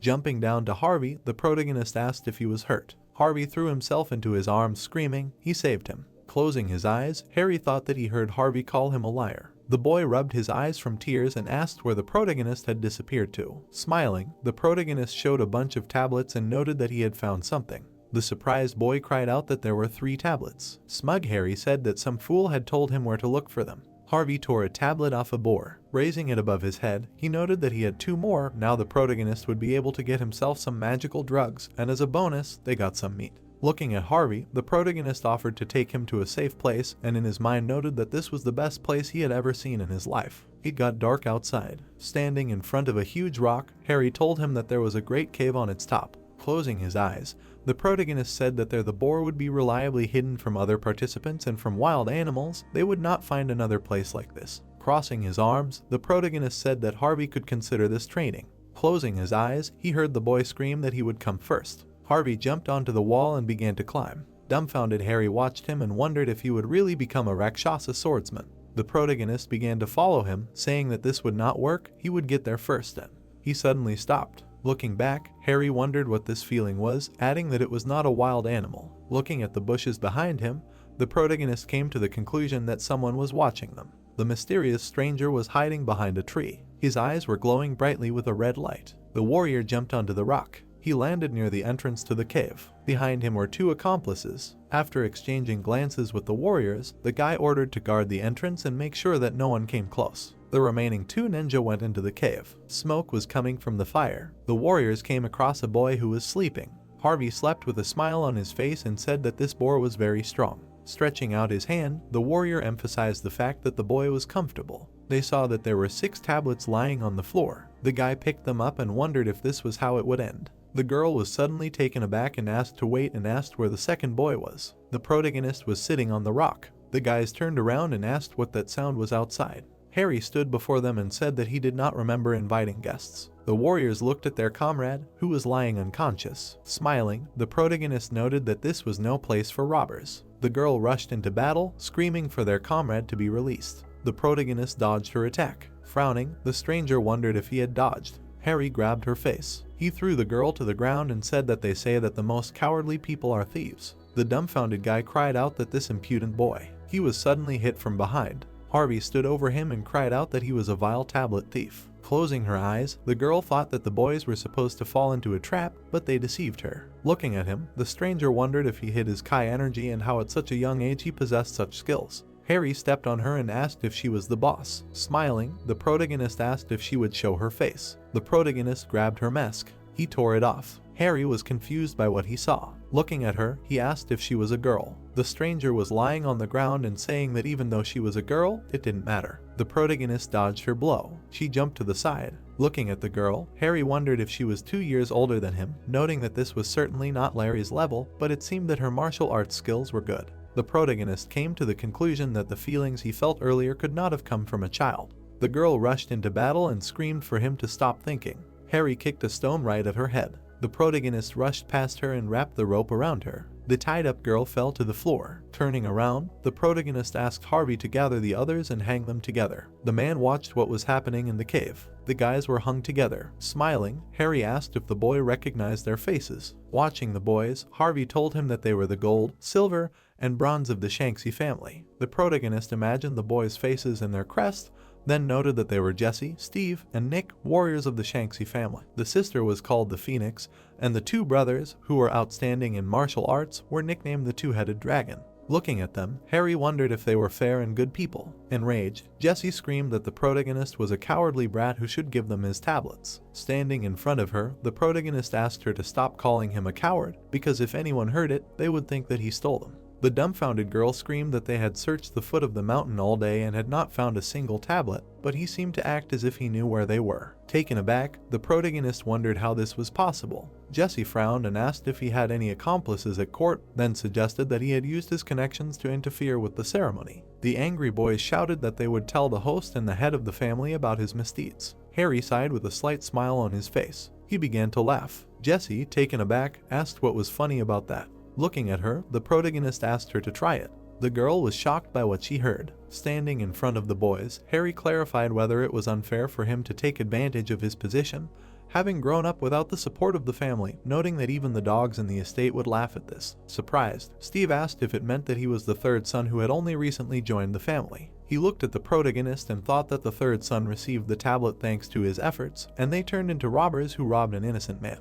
As Harry left, he emphasized the fact that he would return after the ceremony was over and that they should gather their strength. Turning around, the protagonist noted that he would take their tablets, because if they had come to rob, they should have been ready to give them back. Shocked, Jessie thought that Harry should not think of doing this, adding that if this continued, she would not be able to pass the ceremony and would become famous as a thief. She clenched her teeth in fear. Jessie began to scream loudly for the third son to forgive them. Grinning, the protagonist thought that they had been caught. Looking after him, the girl asked for another chance. The guys, with a puzzled look, asked if she was pandering to him too much, and Jessie replied that if he just took and left now, it was all over for them. Closing her eyes, the girl said that the protagonist could take the tablets, and in exchange, she would untie them. Looking at them, Harry thought that his plan was to make these three become his debtors, but he does not know if he should really let these armed guys go, and still, he will worry about the consequences later. The protagonist threw the sign at them. Jessie was shocked. The sign broke the rope that held the boys. They began to fall to the ground.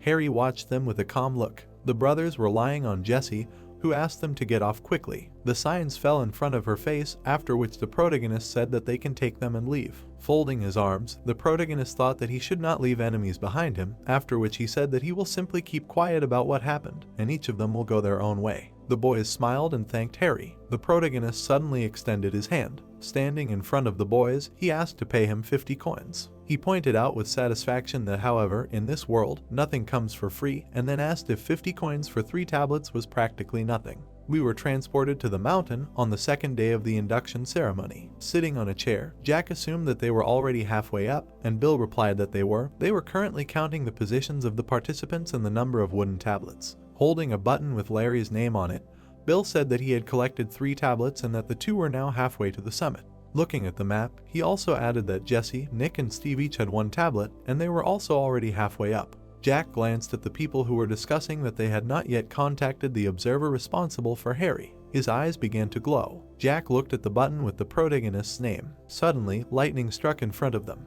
The guy was kneeling and said that he had been to the residence and had been told that the climb had already begun. He grinned and noted that he hadn't seen his brothers for a long time, and the plot introduced us to the head of the Alliance of Heavenly Warriors, Jack's second brother, Nate. Looking at him, Jack greeted him. Pointing his finger back, Nate asked not to behave like that, because he had brought a special guest. The dumbfounded head asked again about the guest. A man appeared in front of them, who said that many years had passed. With a smile on his face, he asked who would get the potions he had prepared, after which we were introduced to the head of Sashinden, the master of making elixirs, John. Bill was shocked by what he saw. John opened his mouth and asked if they wanted to ask him how he got there. Grinning, John said that he had quietly entered the place where the passage was closed, which meant he had made a big mistake. Jack closed his eyes and said that it didn't matter. He folded his arms and said that John had not only helped with the preparation of the elixir, but had also come there, for which he could only express his gratitude. John bowed his head and said that he was glad to hear it. The warrior landed behind them, shouting that he had an urgent message, and then asked to stop the ceremony. Jack, taken aback, asked what the warrior was talking about. The guy, with a serious expression, began to talk about the protagonist. They were taken aback by the words that Harry had already collected 11 of the 20 wooden tablets, and the guards believed that he was cheating. Bill, holding out his hand, ordered the guards to catch him immediately. The protagonist stood in the forest with a blade in his hands, while the warrior said that the guards had already been sent, but the 3 guards assigned to him said that they were defeated. Harry, smiling, said that the guards had been sent to him, and then suggested that he was now becoming something like a wooden tablet. The people could not move after hearing this. Jack's face was serious. John laughed and exclaimed that it was a fascinating spectacle. The main character was not even going to hide his strength. Bill looked at the guests and noted that this was outrageous. Nate laughed and said that his brother said everything correctly. John, with a satisfied look, noted that it was not so bad, most likely good, because such guys can grow up very capable, just like their sister. Bill, with a dumbfounded look, asked again about his sister. Frowning, Jack emphasized the fact that she is called one of the strongest masters in the world, the best sword of Sashin. Dumbfounded, Nate asked if he was talking about their sister, and Bill added that he knew that she was from their family, but crossing his arms, John noted that he also knew little about her. She broke all ties and left the family. Jack looked at him and asked if he meant to say that Harry could become like her, to which he received the answer that John did not know. Everything could still change before he grew up. Smiling, John said that however, such people still exist, those who survive and become great, after which he asked to watch closely because it is possible that they are watching the formation of a real master. The warrior parried Harry's attack. The enraged protagonist continued to strike him. The surprised warrior thought that this could not be. A person who has not reached the age of 15 cannot possess such skills. Looking at Harry's satisfied face, he came to the conclusion that it was true that 3 guards were defeated. He could not make a mistake. The ninja suddenly jumped back. The protagonist began to catch up with him and asked if the man forgot about the tablets. Covering himself with his hands, the warrior thought that he should run as soon as Harry stops hitting. The protagonist kicked him between the legs. The man was stunned by such a blow. He fell to the ground. The trembling boy asked how Harry dared to use such dirty tricks. Placing the sword on his shoulder, the protagonist replied that there was nothing wrong with that because it was better than losing. Standing over the warrior, the protagonist said that he understood his pain as a man, but he had to give him his tablet and stop moaning. The hunched soldier said that he could not believe it. He screamed with an enraged look that he could not believe that a child from the ruling party was using such indecent methods. He would not give him his tablet. Smiling, Harry asked if he himself had felt its effectiveness if this was said by a man defeated by such an indecent method. Kneeling, the man noted that it was all because of his unfortunate position. It was impossible that the guard was putting in all his effort. The guard was taken aback by Harry's words to try again. The protagonist with a serious look asked him to try again, putting in all his strength. They stood opposite each other. Harvey hid behind a tree and watched the fight. He thought with a frightened look that Harry, on the contrary, was provoking the guard. Standing in a fighting stance, the warrior cried out that even if the protagonist regretted it, he would not know about it. He jumped up with lightning speed. Stunned, Harvey noted that the guard had disappeared. The warrior was flying towards him. The puzzled boy cried out that it was sudden and that this was the true power of the guards. Harry calmly listened to the enemy flying towards him from above. The man swung his blade. Turning around, the protagonist parried his attack. Swinging his sword, Harry used the heavenly demarcation of the peerless warrior. The surprised guard thought that his sword could not move from its place, as if something invisible blocked it. He was suddenly taken aback. A powerful attack hit his blade. A huge magical blade plunged the warrior into the ground. The defeated opponent asked the protagonist what it was. In front of his eyes, Harry put the blade. The protagonist with a smile on his face asked if they were finished and where his tablets were. On the third day of the inauguration ceremony, the guys were climbing the rock. Stunned Larry thought that somewhere in this crevice there should be a tablet hidden, but for some reason it was not there. Continuing to climb, the guy noted that initially it was planned that he would find 11 tablets before the others and go to record his victory. Looking back, Larry emphasized the fact that he needed to put in more effort. Looking at the guys crawling below him, he added that it was necessary not only to force them to join and help him, but also to promise them the elixir as a prize. Looking at their furious faces, Larry noted that otherwise, when he would fight for the title of heir, the influence of their entire family would be undermined. The boy noticed a tablet sticking out of the rock. He happily exclaimed that this was the fourth one. Someone snatched it from the rock in front of him. Harvey was hung from a tree and declared that they would take it for themselves. Larry, dumbfounded, exclaimed that it was his tablet and they had to give it back. Smiling, Harry asked why it should be his if it wasn't even signed and if he remembered their argument. Frowning, the boy came to the conclusion that he couldn't give him the tablet and had to get it. Climbing to the edge of the rock, Larry asked him to wait for him. Standing in front of him, the protagonist asked if he had climbed up that fast. Lying on the ground, the boy exclaimed that this was the first tablet he had managed to find, so Harry shouldn't talk nonsense. Closing his eyes, the protagonist wondered why Larry was so angry about just one tablet and if he could find more. The protagonist showed a bag of tablets and noted that they were hidden all over the mountain. Larry was taken aback, thinking that this couldn't be true and that there were already more than 10 of them. The angry guy noted that he only had 3 tablets. He couldn't get around the one who had already collected half of the 20 tablets. He began to take the blade out of the sheath and emphasized the fact that this meant that he could only take them by force. Swinging his sword, Larry shouted that he was challenging the protagonist to a fight, and if he won, he would take all the tablets. Standing in front of him, Harry asked if he had understood anything. Swinging his fist, the protagonist said that he had already said that he couldn't win. A rumble was heard in the forest. Looking at the bump on Larry's head, the protagonist noted that he had no chance of either getting the tablets or defeating him. As they were leaving, the protagonist asked him if he realized that until he was 15, he was his slave and must not forget his name tag. An angry Larry yelled at Harry to shut up, as he would never submit to a fool like him. The protagonist gave him a few more bumps on the head and remarked that he deserved it. They looked at the mountain and Harvey announced that this was the top of the mountain, their destination. A happy Harry asked if this was the end of their induction ceremony. Jessie suddenly flew in front of them. She crashed into the ground. Shielding his hand from the dust, the protagonist wondered what it was, adding that it looked like a person had flown by. Surprised, Harvey yelled that a person had just flown by. They saw Jessie sitting in front of a tree stump. The man stood in front of them and said that he had misjudged again and hit too hard. Walking towards Harry, he emphasized the fact that when he was excited, he would lose control of himself without realizing it. The enraged protagonist screamed for the man to show himself. Raising his hands, Nate said that he was not going to kill him. Pointing at himself, he said that he simply could not believe that Harry had gotten those tablets for nothing. Folding his arms, Larry asked why his uncle was there. Looking at him, the protagonist wondered if this was the only brother of the head of their family. Harry remembered Nate being stabbed with a katana and noted that there was another, third brother who died during the mission. Looking at his face, the protagonist emphasized the fact that he died shortly after their meeting, which is why he could not remember him, and then asked if it meant that he had traveled to a time when he was still alive. Nate stood in front of Harry and asked if he would challenge him like the girl who could not stand up. Frowning, the protagonist asked what kind of challenge he was talking about. Nate put his fist on his chest and replied that he was talking about a fight to get his tablets, then asked to cheer him up. Smiling, he said that if Harry exceeded his expectations, he would give him all the tablets. Larry asked again with a crazy look about any number. He took out his blade and shouted that he was challenging Nate to a fight. Raising the sword above his head, Larry asked to watch closely, noting that for his skill he was called a natural genius. He pointed the blade at his uncle and said that he would take 10 tablets, but Harry definitely had more than him. Nate caught his sword with his fingers. He closed his eyes. Looking at the guy, Nate emphasized the fact that because of his ego, his mind was clouded and he did not see the strength of his opponent at all. He must forget about himself and look at the world wider. This will be the beginning for him. Larry was stunned to think that his knife was not moving. Nate threw it aside. The guys looked at the shocked guy. Harry started to walk away, saying that in such a state you can't be so reckless. They have enough signs, so they can go upstairs. Nate landed in front of him.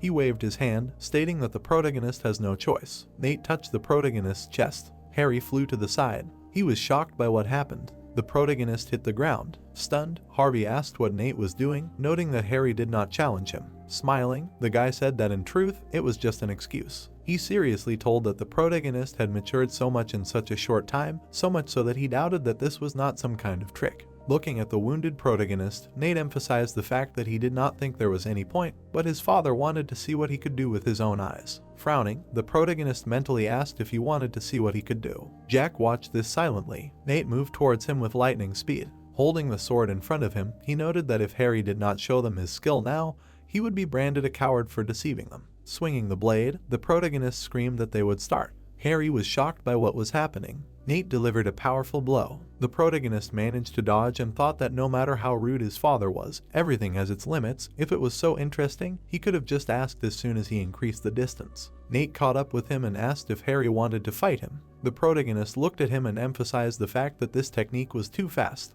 He extended his sword to reflect the attack. Smiling, Nate said that he didn't think the protagonist would be able to stop his blow. Harry frowned and noted that while Nate was advancing, he would not be able to keep his distance. He should find an opportunity during close combat. While holding back the guy's attack, the protagonist received a message that a new martial art had been discovered. He read with a serious expression that the skill was being recorded. Nate pushed Harry away and asked what he would do and where was his power with which he had defeated 4 guards. The protagonist repelled his attack. Nate was shocked by this. Furious, Harry cried out that he would show him, but he was using this skill on a person for the first time and could not vouch for the result. He pointed a huge sword at Nate, who pushed him away. The dumbfounded guy thought that he had never seen such a move before. Looking at the flow of energy, Nate said that this was an unusual technique, but it was useless against a strong opponent. His gaze was crazy. Nate opened his eyes in surprise and wondered what this strange flow of Kai was. His gaze fell on Harry gathering energy on the tip of his sword. The enraged protagonist cried out that his third technique, Peerless Warrior's Heavenly Pierce. The protagonist released a powerful stream of energy at him. A powerful blow was heard in the forest. Harry looked at the clouds of dust. He tried to catch his breath while he thought that he only made a few strikes, but his body was completely exhausted and Nate almost did not attack him, as expected from the leader of the Alliance, after which he noted that it was all due to his luck. Coming out of the dust, Nate clarified if the protagonist tried to kill his uncle. Frowning, Harry asked if he had to prove his innocence. Nate smiled, emphasizing the fact that everything was fine now. A bright lightning enveloped the boy's body. He excitedly asked loudly about what kind of technique it was and how he used it, and also asked to repeat it again. Harry gritted his teeth, thinking that this was too much for him. His body was exhausted, he could not even move. The protagonist stretched out his hand and shouted that his body was not capable of this now, only after the opening ceremony was over. The opponent smiled and said that it was a bit difficult. After all, he was already carried away. Reaching out his hand to the guy, he asked if he could take a look if he exhausted himself to death. The protagonist grinned in panic, thinking that he couldn't keep up with him. How could he be any faster? The man raised a sparkling sword and said that if he used this technique again, he would really die. The guy looked at him in fear. The katana rushed down. It stuck into the ground next to the guys. Nate looked away in surprise. Harry was taken aback, asking if it was a sword. Stretching out his hand, John said that it was time to stop this. He hovered in front of them and asked if he was really going to kill his nephew. The protagonist looked at him seriously, wondering who it was, whom Nate could call a teacher. John sighed and said that when he was inflamed with curiosity, he completely forgot to watch his rear. His character had not changed at all. The teacher looked away from the man and said that the matter seemed serious, so he decided to intervene. It did not seem like this child had deceived anyone. Frowning, Jack replied that he agreed with him. He extended his hand and asked his brother to stop. John crossed his arms with a smile and asked how old this child was. The man looked at the confused protagonist, thinking that his sister also couldn't use the energy shot at the age of 12. What is the true nature of this child? He looked at the cave in the mountain. Stunned, John thought about how he hid his Kai energy and turned this cave into a huge trap. Who at that age is capable of this? The teacher happily stood in front of the boy, thinking that they should be more vigilant, because who knows, maybe they are watching the formation of a great warrior. Harry looked at him calmly. The men stood on the balcony in front of the boys. Jack looked seriously and said that this introductory ceremony was not easy for all of them. The protagonist looked up with a smile. The girl stood tensely with the team. Gritting his teeth, Larry listened that with the current results, they announced the results of the ceremony on behalf of the 7th head of the Ha clan. The man frowned and said that Harry was the winner. The protagonist smiled happily. The boy raised his hands in delight. John extended his hand and said that he congratulated him. He had shown his skill very well. The protagonist clasped his hands and wondered who this person was who had saved him. Smiling, the man said that he forgot to introduce himself. He could call him John.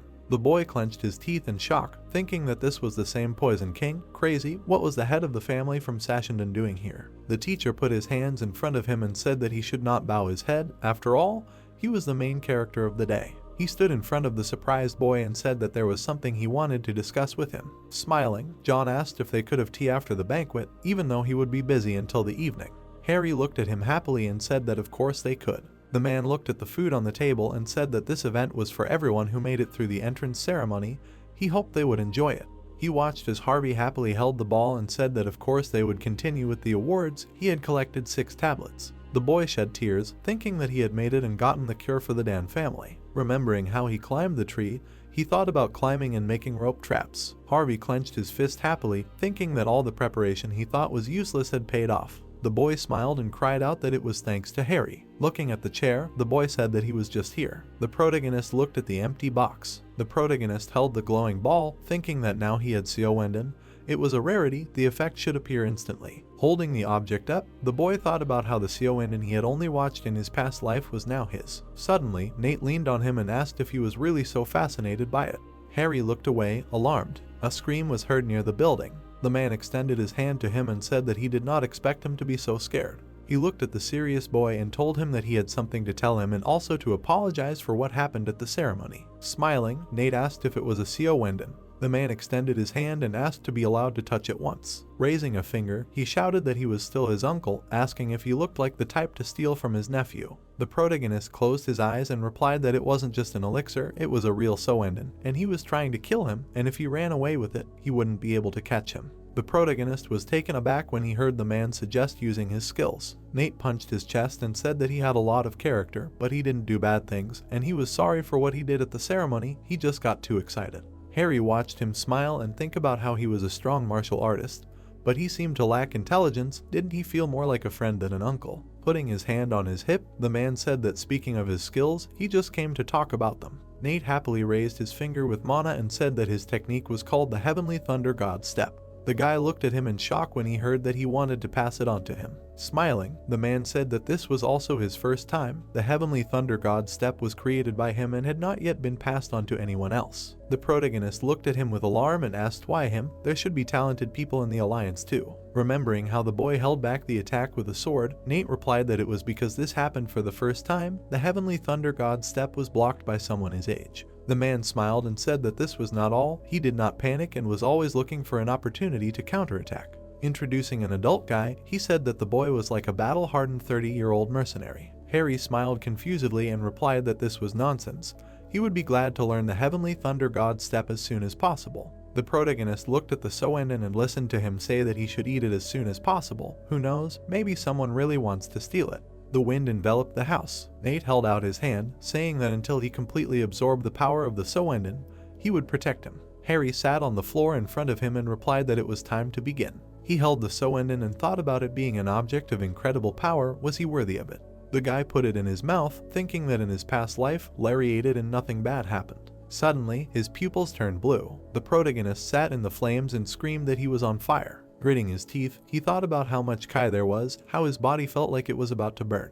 Nate reached out to him and screamed that the Kai energy was too powerful. Let him spit it out now before it was too late. Frowning, the guy thought about how he tried so hard to get it. How could he just spit it out? The girl put her hand on his shoulder and said that everything was right. Louise shot lightning forward and said that throwing this energy away was a waste. She created a portal in the floor. Harry looked at the mana flow in shock and thought about the energy being pulled out of him. Closing his eyes, the guy thought that he was cool. The energy was stabilizing and the supply of internal forces was replenishing. Mana was coming from the portal. Smiling, the girl said that she had saved all the excess energy in the library. When the resource appeared, he would be able to take it again. Extending his hand, Nate asked if the energy had suddenly stabilized, if he was okay. The protagonist kicked the floor. He was taken aback. The man was standing with the girl in front of the house and shouted that the noise was coming from the third son's chambers. Opening the door, he asked if everything was okay with the master. Nate laughed loudly. He stood in front of the guy hanging from the ceiling and said that it seemed that the magical properties of Seowenden were capable of much. Grinning, the protagonist listened as the man said that he even broke through the roof with his head.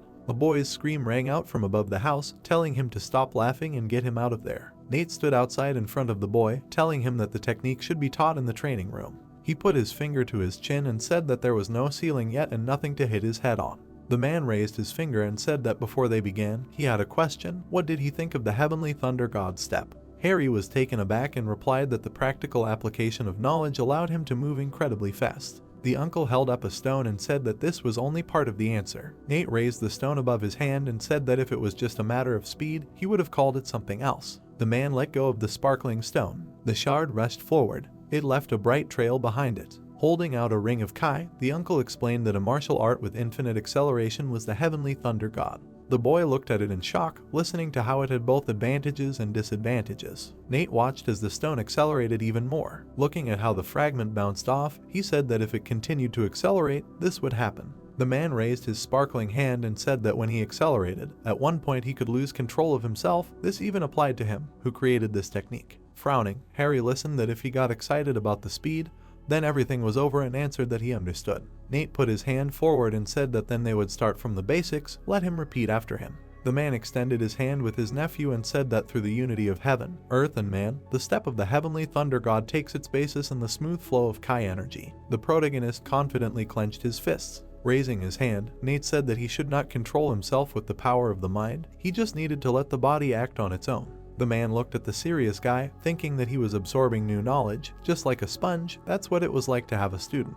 He smiled and thought that if he had mastered the Danshin, even if they had met a few months ago, the difference would have been colossal. The uncle stood in front of his nephew and asked if he understood that this was the main principle and technology. Nate smiled and said that he was learning very quickly. Let him try it himself then. The man watched as the protagonist extended his hand and said that in the future he would visit him and check his progress. He had the ability, so if he worked hard, ideally in a year, everything would work out. He closed his eyes. The uncle looked away in shock. The protagonist stood surrounded by mana and the system reported that the step of the Heavenly Thunder God was learned by 60%. Raising his hand, Harry asked if something like this should really work. Nate was taken aback, wondering how he could do it. Just a moment ago he began to learn the technique. The guy quickly jumped. He flew above the man. Smiling, the protagonist thought about using the Heavenly Thunder step. After an hour of training, the uncle stood in front of the boy and said that he was doing well. Now he could try to feel the Kai energy with his body. Raising his hand, Nate said that there was a tingling sensation, asking if he understood. Harry was sweating anxiously, thinking that he didn't understand at all. The man looked at him happily, thinking that this was what he understood, a feeling of satisfaction. He didn't even explain anything, but he understood everything. Imagining the boy swinging his sword, the protagonist thought that firstly, the Heavenly Thunder God's step was based on their family's thunder sword technique. They said that he was unreasonable. The protagonist looked away, deciding that this was not so. Taken aback, the boy asked if this was really a library. He looked at the manager in surprise and asked how she suddenly ended up here. The girl smiled and replied that she congratulated him on registering a new martial art for the first time. Harry looked at her in shock and asked what he had done. A glowing book appeared in front of him. Kai exposed the cover. The protagonist examined the book. Taking it in his hands, the protagonist asked if it was really dedicated to the step of the Heavenly God of Thunder. Louise stood in front of him and told him that this martial art was unique. It was created by Nate, and he made the first entry in the library about it. The guy sheepishly put his finger to his cheek and asked what if he did not understand anything that his uncle taught him. Smiling, the girl replied that he did not need to understand, because he was the eyes and ears of the library. She imagined a fighting boy and said that everything Harry saw and heard, the library also saw and heard. Louise calmly looked at him and said that thanks to the martial arts database accumulated in the library, he could quickly absorb new information. After introducing the various men, the girl said that in other words, when she said that the library was studying, it meant that they were studying too. The protagonist looked at her in shock and thought that these people were the managers of the library. Louise smiled and asked if he remembered that he could rent martial arts from the library and study them. Harry happily picked up the book and cried out that he would like to rent the Heavenly Thunder step right now. Notifications appeared that the Heavenly Thunder God step was registered, rented, and he could challenge the library manager. The protagonist stood surrounded by Kai. Smiling, he asked if he should receive something like this. The protagonist jumped above the man. Louise in the library watched as the guy dissolved. She closed her eyes and said that he was gone. The girl hovered in front of the girl and said that now he had made his first contribution and had gained a lot of strength. They would meet soon. Louise smiled and said that she would have to try hard. Looking away, she said that it was so that he could understand his situation. The girl lowered her eyebrows and said that she agreed. Meanwhile, Harry was happily floating in the sky. He landed next to his worried uncle. Smiling, the protagonist asked how he liked his Sky Thunder God step. Nate looked at him in shock. He sighed with a smile. The man suddenly laughed. The guy looked at him confusedly, asking what was wrong. His uncle put his hand on his shoulder. Tilting his head, Nate asked if he even understood what he had just done. Harry looked at him in surprise, listening to him say that he had been developing the Sky Thunder God step for over 10 years. The man squeezed his shoulder and told him that he had just learned everything in 10 minutes, because even a genius could not do that. Gritting his teeth, the boy thought about this, what he had just shown him. He had shown him too much progress, no wonder he doubted it. The man frowned and said he had a proposal. The protagonist looked at him in panic and thought he urgently needed to find an excuse. The uncle smiled and asked if he wanted to join their alliance. The protagonist stood in front of him in shock. Nate happily held him by the shoulders and said there was nothing to think about, just let him come to them. He would take full responsibility and support him. He looked at the boy in delight and said that he would initiate him into the secrets of the family and give him the elixir. The guy grinned anxiously, thinking that this was the same as during the ceremony.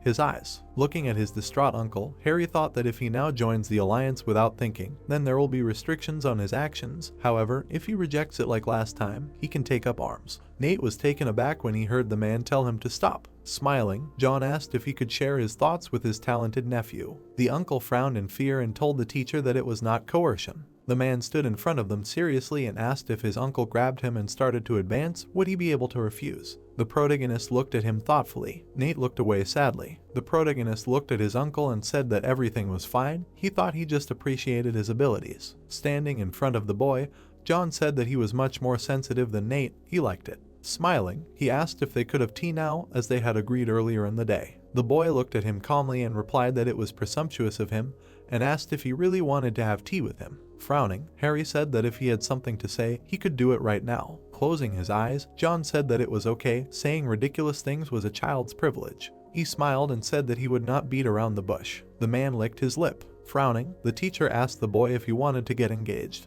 The shocked protagonist looked at him and thought about the fact that he said engage. The boy looked at the trees in the forest. Harvey blushed happily and cried out that an engagement to a lady from the Dunn family was delightful. Harry sat in front of him on a stone and asked if it was so surprising. His friend jumped on one leg and replied that this engagement was proposed to him by the poisonous King John himself. Smiling, he said that in other words, he would be engaged to the direct heir of the family, and perhaps among the heirs there were those of their age. The protagonist looked up and said that there was no one there except Chloe. Harvey looked at his confused friend and replied that she must be quite famous, since she was the Princess of Dunn. Closing his eyes, the guy thought about the fact that not only did he know her name, but he had also seen her with his own eyes. He frowned and wondered if it was possible to forget the poisonous royal dragon Chloe. The protagonist remembered how he looked ahead in fear. Harry imagined how he had fought in the past and thought about the war. Remembering how he had put out his blades, the protagonist thought about how he had participated in the war against the demonic cult that would happen in 10 years as a mercenary invited by the Alliance.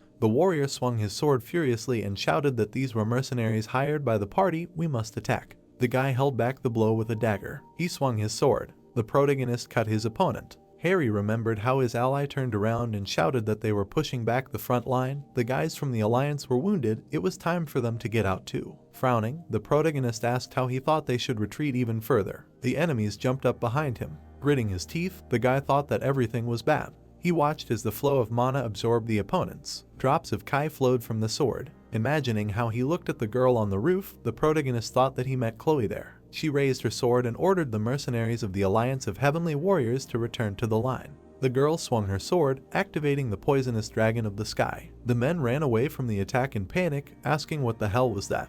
The guy plunged into the mana and screamed to be pulled out. Extending his hand, he said that he was caught and could not get out. Harry remembered looking ahead in shock and listening to them say that they had nowhere to run. The protagonist stood in front of a pool of mana. The guy looked at the corpse in surprise. He lowered his eyebrows in alarm. Examining the bones of the arm, the protagonist said that it was a skeleton and that it had completely dissolved. Chloe walked in front of the warriors and ordered them to move to the next area. Approaching the guy, she told them that from now on, the guys would deal with those who managed to escape her attacks. Harry remembered how the girl frowned and said that all these fools from the cult were disgusting. The protagonist looked down seriously, thinking that she was both more beautiful and scarier than anyone. Harvey joyfully clasped his hands and said that all the ladies of the Dan family were delightful. He was downright jealous of him. His friend looked surprised, hearing that he shouldn't. The guy calmly looked at him and said that he had refused the engagement. The plot moves us a bit earlier, when he bowed to the men and said that he asked for forgiveness, he had to refuse. Smiling, John asked if he could find out the reason. Maybe there was one of his daughters that he did not like. The protagonist bowed and said that it was simply because his main priority now was to become a strong martial artist. The man closed his eyes and said that then, by agreeing to the engagement, he would have the support of their entire family and at the same time he would be able to become a strong fighter. He was taken aback when he heard the boy ask if, having gained power in this way, he would still be himself. Harry stood before him seriously, asking if he would just become a pawn of the Poison King. John watched calmly. The boy looked at him confidently. Nate held out his hands and said that the two of them needed to cool off a little. The man smiled. He was filling up with mana and said that this was ridiculous. The protagonist smiled and asked if he hadn't said that this was the privilege of children. The absurdity. John closed his eyes and said that he had lost. He never thought that he would get his heart broken at such an age. He smiled and asked how about when he turned 15 and came to Sashin at least once, it wouldn't be so difficult that he wouldn't be able to do it. Meanwhile, the boy sat in front of his shocked friend, thinking that he had planned to go to Sashin anyway when he turned 15, so he accepted the offer. He closed his eyes and thought that he had things to focus on now. The protagonist recalled the message that he could challenge, thinking that as a reward for recording the step of the Heavenly Thunder God, he received the required contribution. Harry stood in front of his friend and said that he was going to take a short walk. The protagonist grinned and said that he needed to take revenge on a certain brat. A bright spark appeared and the system reported that the user was being verified and entering the library. The guy stood in the library seriously. He smiled and asked where the manager was because he came to challenge. The protagonist looked away, hearing her ask if he was already here. Layla walked in front of Louise, wondering if he had come to lose again. She held out her hand and said that this time she would make him beg for mercy again. Harry smirked and replied that he could get around her now. The girl raised her hand and happily said that he should use the tip of the sword of the peerless warrior, which she handed to him. Harry watched in surprise as the weapon appeared. Grabbing the sword, the protagonist listened to it being created by the forces of the library and also would not break or split. The guy looked at the serious rival, thinking that she was strong. Even now he did not see any vulnerabilities. He happily imagined the books, thinking that he had changed too, had received the sword point of a peerless warrior, the step of a heavenly thunder god, and the elixir. Louise approached him and said that they would test him again, asking if he would challenge the library manager. The protagonist smiled and replied that of course, he was challenging her. Harry watched as his rival walked towards him, thinking that if his guess was correct, then this child was a recording of a heavenly demon left in the library. With his sword outstretched, the protagonist thought that he had no idea how she ended up in the library, but it was annoying. He had to keep in mind that he was dealing with a heavenly demon. The guy watched her disappear, deciding that he should never take his eyes off her. He was taken aback, wondering where his opponent had gone. Leela waved her hand behind him, asking what he was doing. There was an explosion in the library. Clenching her fist, the girl said that this fool challenged her. It serves him right. She sat on the floor in surprise, asking where the fool had gone. Harry stopped with his sword behind her. Grinning, the protagonist asked how she spoke to adults, adding that he would be a complete loser if he got hit by her. The boy swung his sword and shouted that she would receive an incomparable blow. Leela stepped on the ground, activating the Sky Demon's overwhelming step. The girl stood surrounded by mana. The protagonist looked at her in shock and asked what was happening. He jumped over the rubble. Louise stood in front of a powerful explosion. Frowning, the girl asked what kind of fireworks were these. Mana illuminated the remains of concrete. The girl walked towards her opponent and asked if he had really not stumbled, if this was really his unique ability to instantly block. Leela beckoned him to her with her hand, wondering if he had already given up. Gritting his teeth, the guy thought about the fact that if it weren't for the library, he would have already been destroyed. What kind of technique was this? Louise hit the girl on the head. Leela grabbed her head and asked displeasedly what she was doing. They were on a test. Why was she butting in? Frowning, the girl asked if it was really a divine attack of the sacred fire. The girl grinned furiously, hearing that she had secretly studied the library. The protagonist stuck his sword into the ground and wondered what kind of divine attack of the sacred fire was. Could it really be a technique of the school of the sacred fire, from which two techniques were secretly passed down? Harry imagined Leela clenching her fist and thought that one of them symbolized the power of the heavenly demon. This is the divine attack of the heavenly demon. The protagonist remembered the flame in her hand, thinking that the other one referred to their fanatical devotion to fire.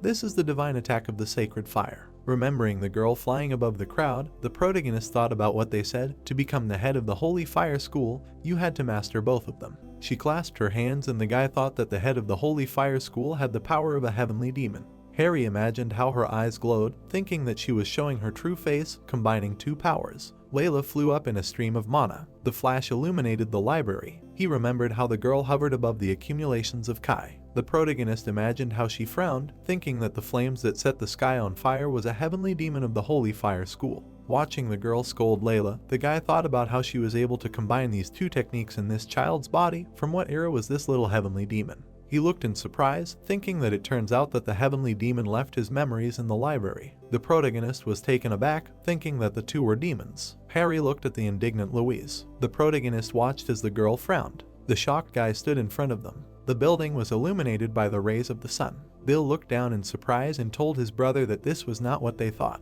Turning around, Jack asked to call Nate right now. He looked ahead in shock. The man clasped his hands and asked what was going on in the Alliance. Jack looked at the scroll with information that the leader of the Alliance was returning. Meanwhile, Louise raised her hand with mana. She was sucking energy from the girl and shouting that she was confiscating the divine attack of the sacred fire. Clenching her fists, annoyed Leela asked what was wrong with a follower of the sacred fire craving flames. The girl opened her eyes slightly, hearing the guy ask what about the current manager. Harry held the sword and asked what was up with the heavenly demon's divine attack and the heavenly demon's holy flame. He approached the girl and asked if she could not use both martial arts. The protagonist frowned and said that his thoughts were most likely correct. Louise held the flame in her hands, listening to him call her heavenly demon. The girl stood in front of him and replied that he was observant. She put her finger to her lips and said that let this be a chance for him to remember one important thing. Louise held the flame on her finger with a smile, asking if he was trying to ask the woman about her past now. The young man looked puzzled and asked why the lady needed a younger alter ego and why she couldn't confront him directly. The long-haired woman folded her hands in front of her and began to speak. She looked down at the guy haughtily and said that if she confronted him, she wouldn't be able to fight even as a joke.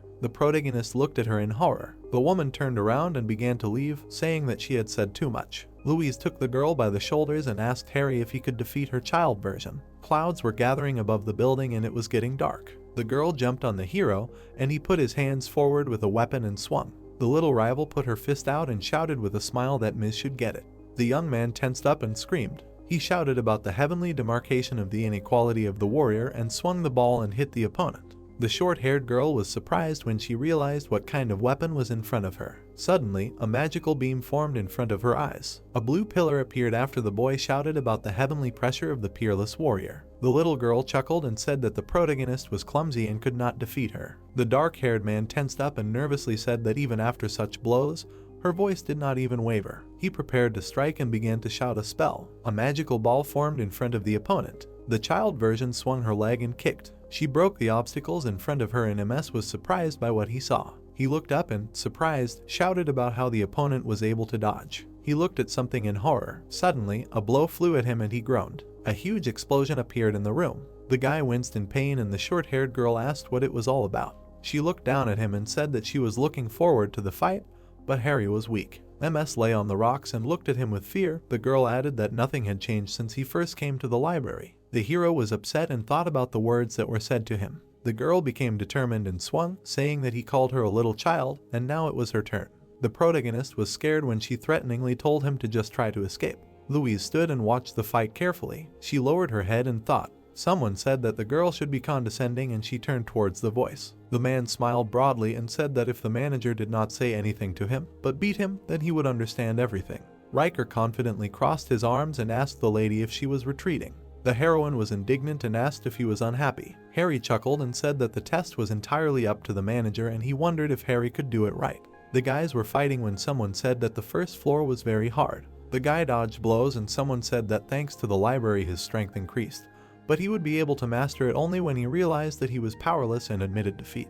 MS was very tense and the unknown person described the hero in such a way that the character was weak before he got to the battlefield. The man was worried about why the girl was very kind to the protagonist and she exhaled and calmly answered. Louise put her hand to her face and embarrassedly said that the guy was handsome and kind to her, unlike Riker. He was shocked by her words and began to compare himself to MS. The girl irritably told him to stop. The bully was stunned when he heard that this was not the only reason. There were many people behind the girl and she said that all the managers had passed her test with memories overflowing with power. She looked at the man indignantly and asked if he was interested. The fight continued and the two looked at it. The dark-haired one fought and defended himself. Meanwhile, magic and smoke from explosions flew around him, and someone thought about what decision the library would make. The tired hero looked down angrily. The girl flew at the guy and said that even in the testing arena, internal Chi is not infinite, so if MS continues in the same spirit, she will not survive. Harry held back the pain and thought that he cannot run forever and he needs to speed up and strike. He was heading somewhere and mentally urged himself on. The guy screamed out of rage. The child version swung his leg and screamed that he was open. The blow sent the protagonist down with force and slammed him into the floor. The little girl was surprised when she realized that it was not all. The young man stood up and scolded himself for being too self-confident and careless. He bowed his head down and tried to catch his breath, all the while thinking that the lady was right when she said that he did not have enough of his own strength. The hero raised his head and thought about the abilities that the library gave him. With renewed vigor, the girl aimed at the dark-haired man, but he decided that he would not give up and would fight to the end. He ran at the enemy and his sword glowed with a bright blue light. The rival concentrated and told him to use the power that fell into her hands. The blow to the stomach was unexpected for Ms., and the short-haired girl shouted that the guy had completely lost his mind. He pointed the weapon at the girl's face and she fell silent. The protagonist clarified that all he needed was to gather energy. Riker was taken aback and thought that this young man would really do something. The enemy flew away from the magic ball that was gathering power. With a slight grin, Harry cast a spell. A large accumulation of magic was directed towards the child version and a bright light filled the space around. The man was very shocked that MS was able to combine two martial arts. The girl was thrown to the side by a magical wave. She stretched out her hand and fell. Happy Harry was glad that he succeeded.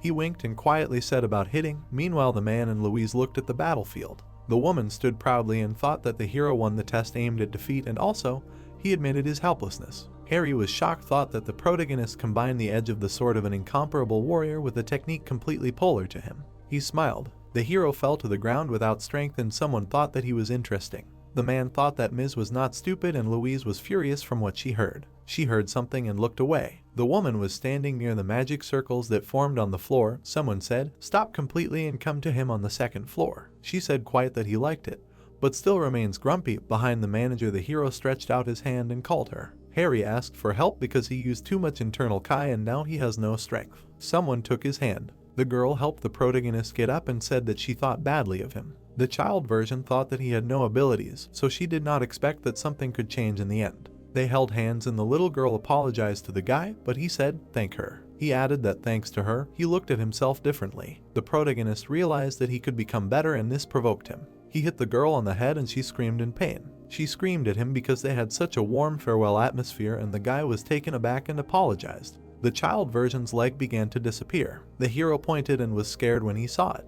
The short-haired girl scratches her head and says that she is just a copy for testing and it is time for her to return to her body. Harry was taken aback. Suddenly, a strong blow flew into his chest. He abruptly fell to the ground and the smiling rival said that it was revenge. Finally, before disappearing, she said that they would see each other again and she would support Ms. Louise stood and calmly said that he should not let himself be deceived. The guy sat on a pile of stones and looked at the woman. He said shyly that the lady was a hooligan. She put her hand to her face and awkwardly said that she grew up in the wild. The girl put her hand on her chest and said with a smile that the protagonist had passed the test of the first floor manager. Notifications about rewards appeared above the dark-haired man's head. He carefully examined them. The hero closed his eyes and magic swirled around him. Harry found himself in space and was heading somewhere. Noticing something, he stopped. There were planets in front. Suddenly, a message about checking the user's level appeared in front of the guy's face. Suddenly, his hair caught fire and he was surprised. The tongues of flame were heading in an unknown direction. 6 energies appeared in the mystical space and MS felt them. Someone believes that if you explore their light, you can reach the desired level. He closed his eyes and realized that he did not have enough skills yet.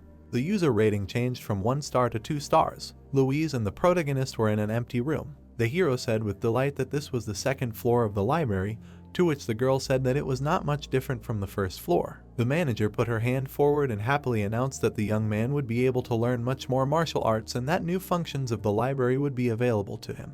His eyes lit up from the information he heard and he asked about new skills. A man suddenly appeared behind them and said something superior. Riker stood in front of Ms. and told him that he had many questions. The protagonist admired how the man looked and it seemed to him that he had seen him somewhere. He remembered that the thug had torn apart the space on the first floor. The young man looked up and asked with interest who he was. The man smiled smugly and said that the young man was attentive. The dark-haired man folded his palms in front of himself and greeted the manager, but he waved his hands and said that it was not worth it. The hero agreed with incomprehension. The man stood there confidently, thinking that the protagonist was not Louise at all. Suddenly, the long-haired man patted the guy on the back and said that he knew something. MS was scared when she heard an explosion. The girl and her partner were stretching their hands towards the fallen man. Harry was crawling on the floor and did not understand why he was in pain while in the library. The woman reminded Riker that he did not like being worshipped. He put his hand on the boy's shoulder and said that now there was nothing to worry about. Pointing his finger at himself, he proudly announced that he would train the puny body of the protagonist. Frightened, the hero asked about the men being the manager of the second floor and he agreed.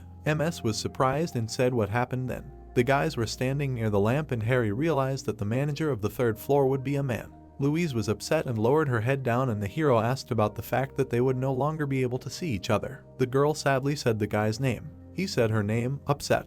The manager clenched her fist and was happy because the protagonist was upset that he would not see her anymore. She called it cute.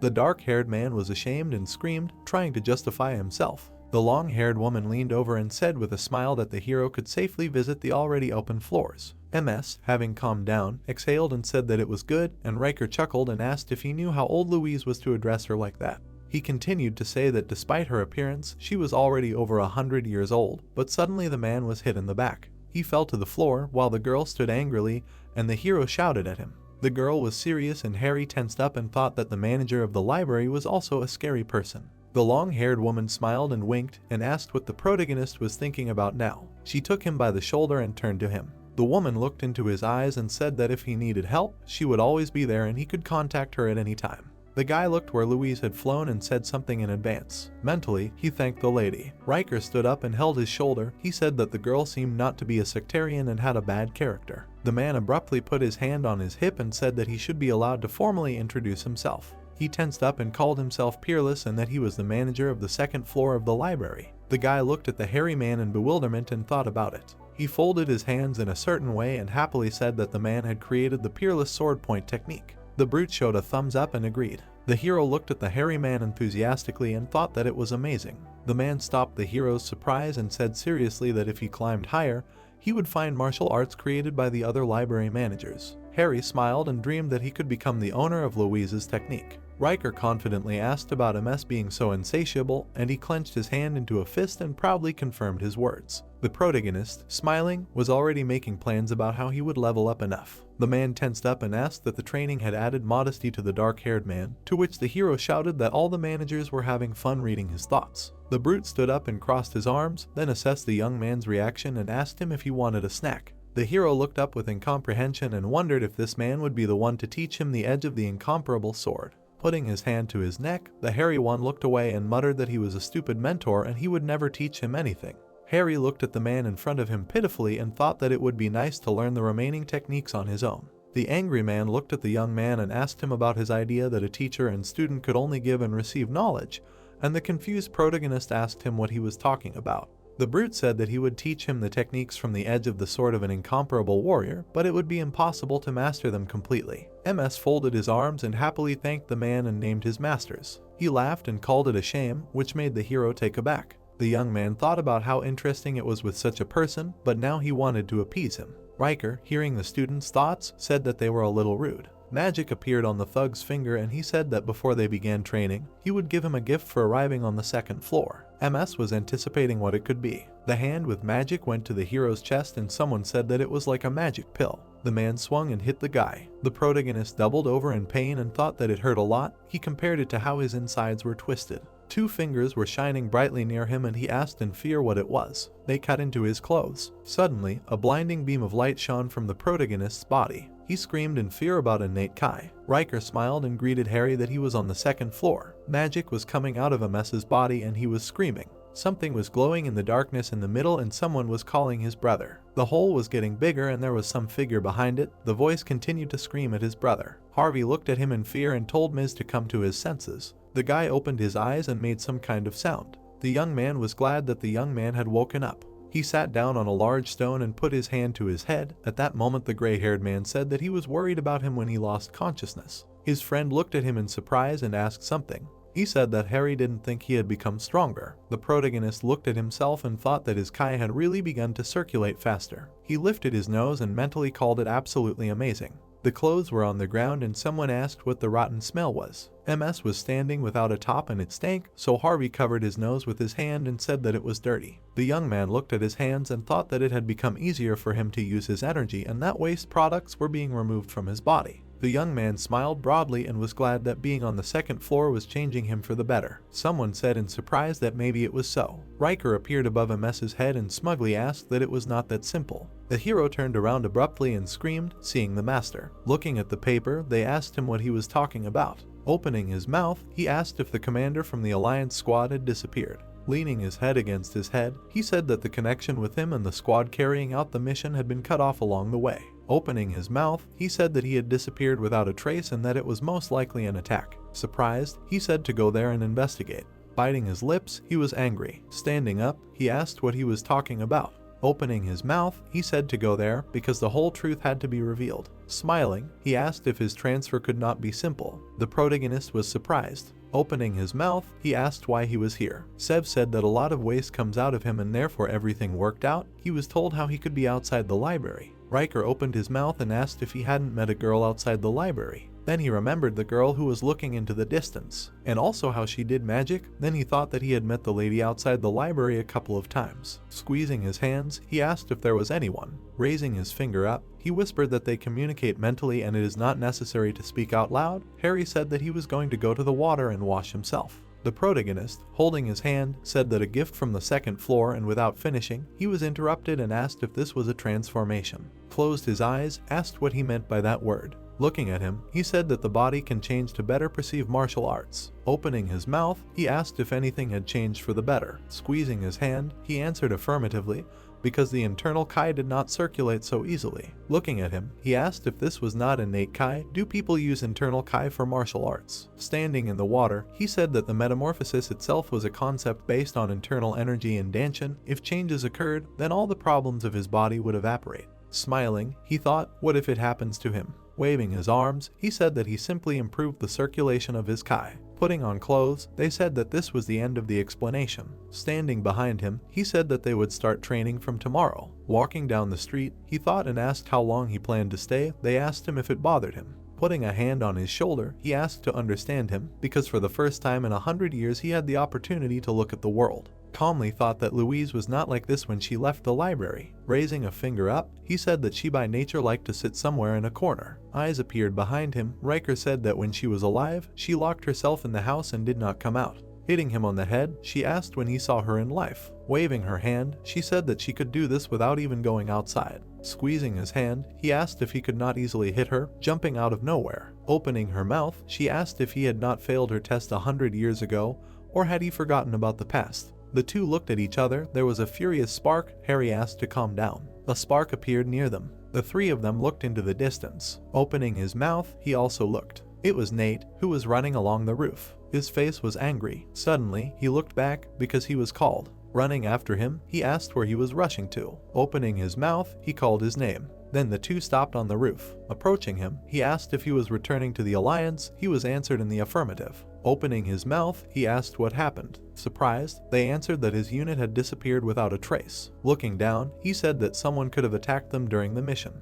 Raising his hands, he understood that he had to save them. He squeezed his hand, because what if he couldn't save them? Looking at his hand, he saw that it was shaking. Waving his hands, he said that they were parting and he was telling such a sad story. Putting his hand on his forehead, he asked him to take care of himself. Smiling, he asked him to train hard and then he would definitely be able to become a great warrior. Harry's eyes widened. Showing his palm, he said that he should take care of himself until their next meeting. At that very second, he left. Riker was standing behind him. Putting his hand to his neck, he asked if he liked him. Looking down, he heard that they had to stop him. Devastated, he said that in his past life he died after the ceremony. The coffin was in flowers.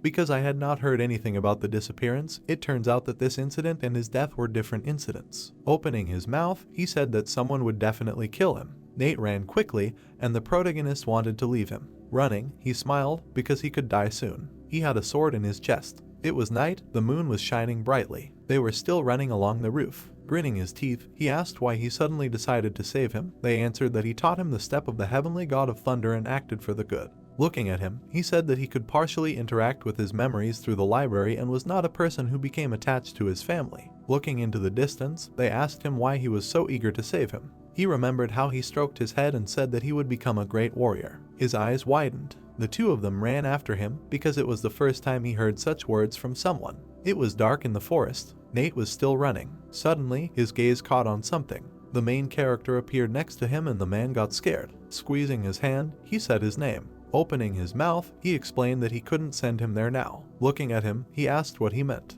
Opening his mouth, he said that it was dangerous there. Looking at him, he thought that he was concentrating on catching up with him and couldn't figure out how to stop him. Also looking at him, he thought, would he believe that he knew the future? Grinning his teeth, he began to think. Exhaling, he asked if he was worried about him. Walking on, he thanked him for his concern, but had to go on. Looking at him, he understood that if this continued, he would definitely die. Opening his mouth, Riker asked him to calm down because he was in a hurry and couldn't think normally. Looking at him, he said that the main salvation was to stop him and that he needed to calm down and think. Looking back, he thought about how to change the situation. Looking after him, he understood that he should go, and in the meantime, he would think of something. Then he jumped, because if he was going to so now, he needed to figure out how to prevent him from dying. He flew on, and Harry was thinking how to change the past. There was a ball in the sky. He looked back, because they were calling him. Opening his mouth, he asked to find a warrior, because he was a master of pursuit and for money he would find anyone. Looking at him in surprise, he thought, how did he know this? Smiling, he realized that it did not matter. He looked at the sky because the ball appeared there again. Closing his eyes, he said that he stayed. Harry asked if everything would be okay with him.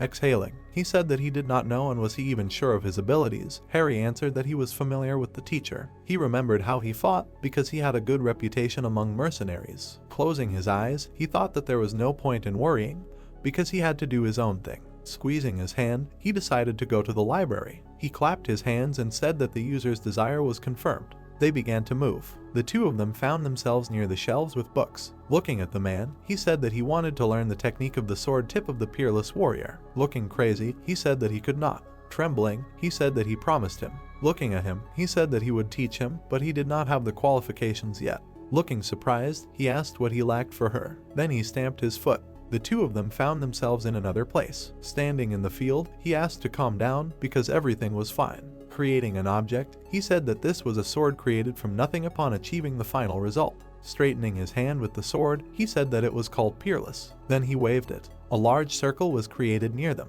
Opening his mouth, he wondered how he had achieved such a result. Putting the sword on his shoulder, he said that for different people it would take 100 different ways. Showing 3 fingers, he said that the soul, kai and body and his are not formed from these 3 harmoniously developed components. Pointing a finger at him, he said that he had a serious imbalance in his body and kai. A light was burning in him, namely his internal kai, and his body could not withstand it. Something began to appear on his shoulder. Suddenly, an explosion occurred. Harry looked at it in surprise. Removing the object, he said that this was the problem with the tip of the sword of the peerless warrior, namely that he had missed important details. Looking at him, he asked which ones. Then Riker took off his clothes. His eyes sparkled because he was showing his muscles. Straightening his arm, he was told that he needed to bring the body to the level of internal energy. Being behind him and holding him by the neck, he said that he could ensure him. There were clouds flying in the sky, but regret is a feeling of remorse for the mistakes you made, so now Harry was filled with regret. Exhaling, he said that the decision made that day was crazy. Holding a large weight, he was shaking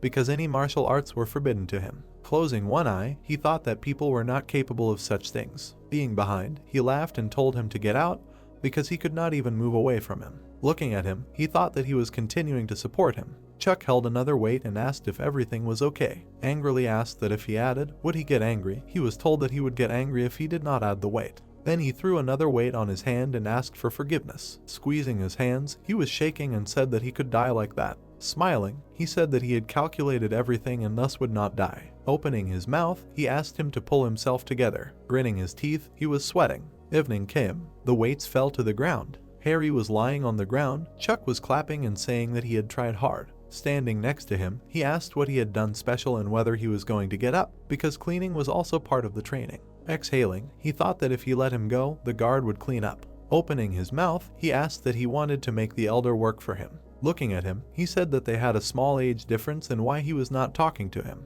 Grinning his teeth, he looked at him and said that he was too noisy because he was constantly arguing with him. Smiling, he asked him. Holding the weights, he said to leave them and he would clean up himself. Opening his mouth, he said that they had enough strength left to clean up after themselves. Looking, he thought that he could not get tired. The books were torn off, and he needed a balance of Kai energy and body, and in order to master the techniques of the sword's edge of an incomparable warrior, he must gather himself and become stronger. Then they grabbed his head and asked why he was smiling. Looking down, he said that he underestimated him and could not correctly calculate his capabilities. Riker smiled and said that from tomorrow he would add more weight. Looking back, he was told that they would double it. It was evening. We see a house. There were weights on his leg. The protagonist ran with them. Then he climbed a rock. He also held them on his fists. They had ropes, and in the middle there was a hole. Then something fell to the ground. Harry inhaled and exhaled. Holding a tree in his hands, we understand that 3 years have passed and he is already 16 years old. Riker approached him. Smiling, he said that now it is enough. Standing with a log, he thought that he forced himself to exercise every day for 3 years and learned a lot about his body. Squeezing his hand, he thought that his body had become stronger and this should have been enough to swallow the remaining energy. Standing and looking at his fist, he understood that this did not compare with the bullying and humiliation that he endured in his past life. Smiling, he understood that he could now walk. People were fighting, and the main character could already go on a journey, and the situation in the central chamber was changing. A war was breaking out. Closing his eyes, he understood that he had to go there and survive. Remembering the guy with the headdress, he understood that then he could save his life, which he could not do in his past life. The sun was shining. We were near the house. Opening his mouth, he asked if he was going on a journey. Putting his hands together, he agreed because he needed to gain experience and go as soon as possible. Straightening his hand, he asked where. There were arrows on the map. He said that he wanted to visit Sachcone, and then take part in a meeting at the Dragon Peak, and after that he would go to Hanam. Widening his eyes, he asked again about Sachcone. Opening his mouth, he said that he promised to visit 3 years ago. They were not far from each other. Grinning his teeth, he said that he was not comfortable. Looking down, he understood that there was no choice. Also behind the wall were people watching him. Sighing, he thought that they were there to limit his actions or learn techniques. Then they handed him a package and asked him to take it with him. Taking it in his hands, he asked whether to give it to the leader. Closing his eyes, he answered negatively. This letter was not for him. Looking at him, he asked to give it to his uncle. Surprised, he understood what was happening. Smiling, he thought that he had survived. Standing next to him, they told him that his uncle had changed a lot. Sitting on the street, they said that the bodies of his subordinates were not found, and he became gloomier and more sullen. Rain was falling on him because he entered into a confrontation with the leaders of the Alliance, who refused to provide troops for the investigation and said that he left the Alliance, and it got worse. His eyes were looking somewhere. Jack, looking at him, said that he had nothing more to say. He was asked if he had contacted him. Clutching his head, he said that Nate sends letters and does not want to go into details. Looking sternly, he thought that he had always been indifferent to his children and did not show emotion when talking about his brother. Opening his mouth, he said that Nate was attached to him and therefore was glad that he was planning to leave. Looking at him, he thought that he would get information. Clapping his hands, he said that he would set off on his journey tomorrow morning. Then he began to leave. They looked after him. Opening his mouth, he shouted about the trip.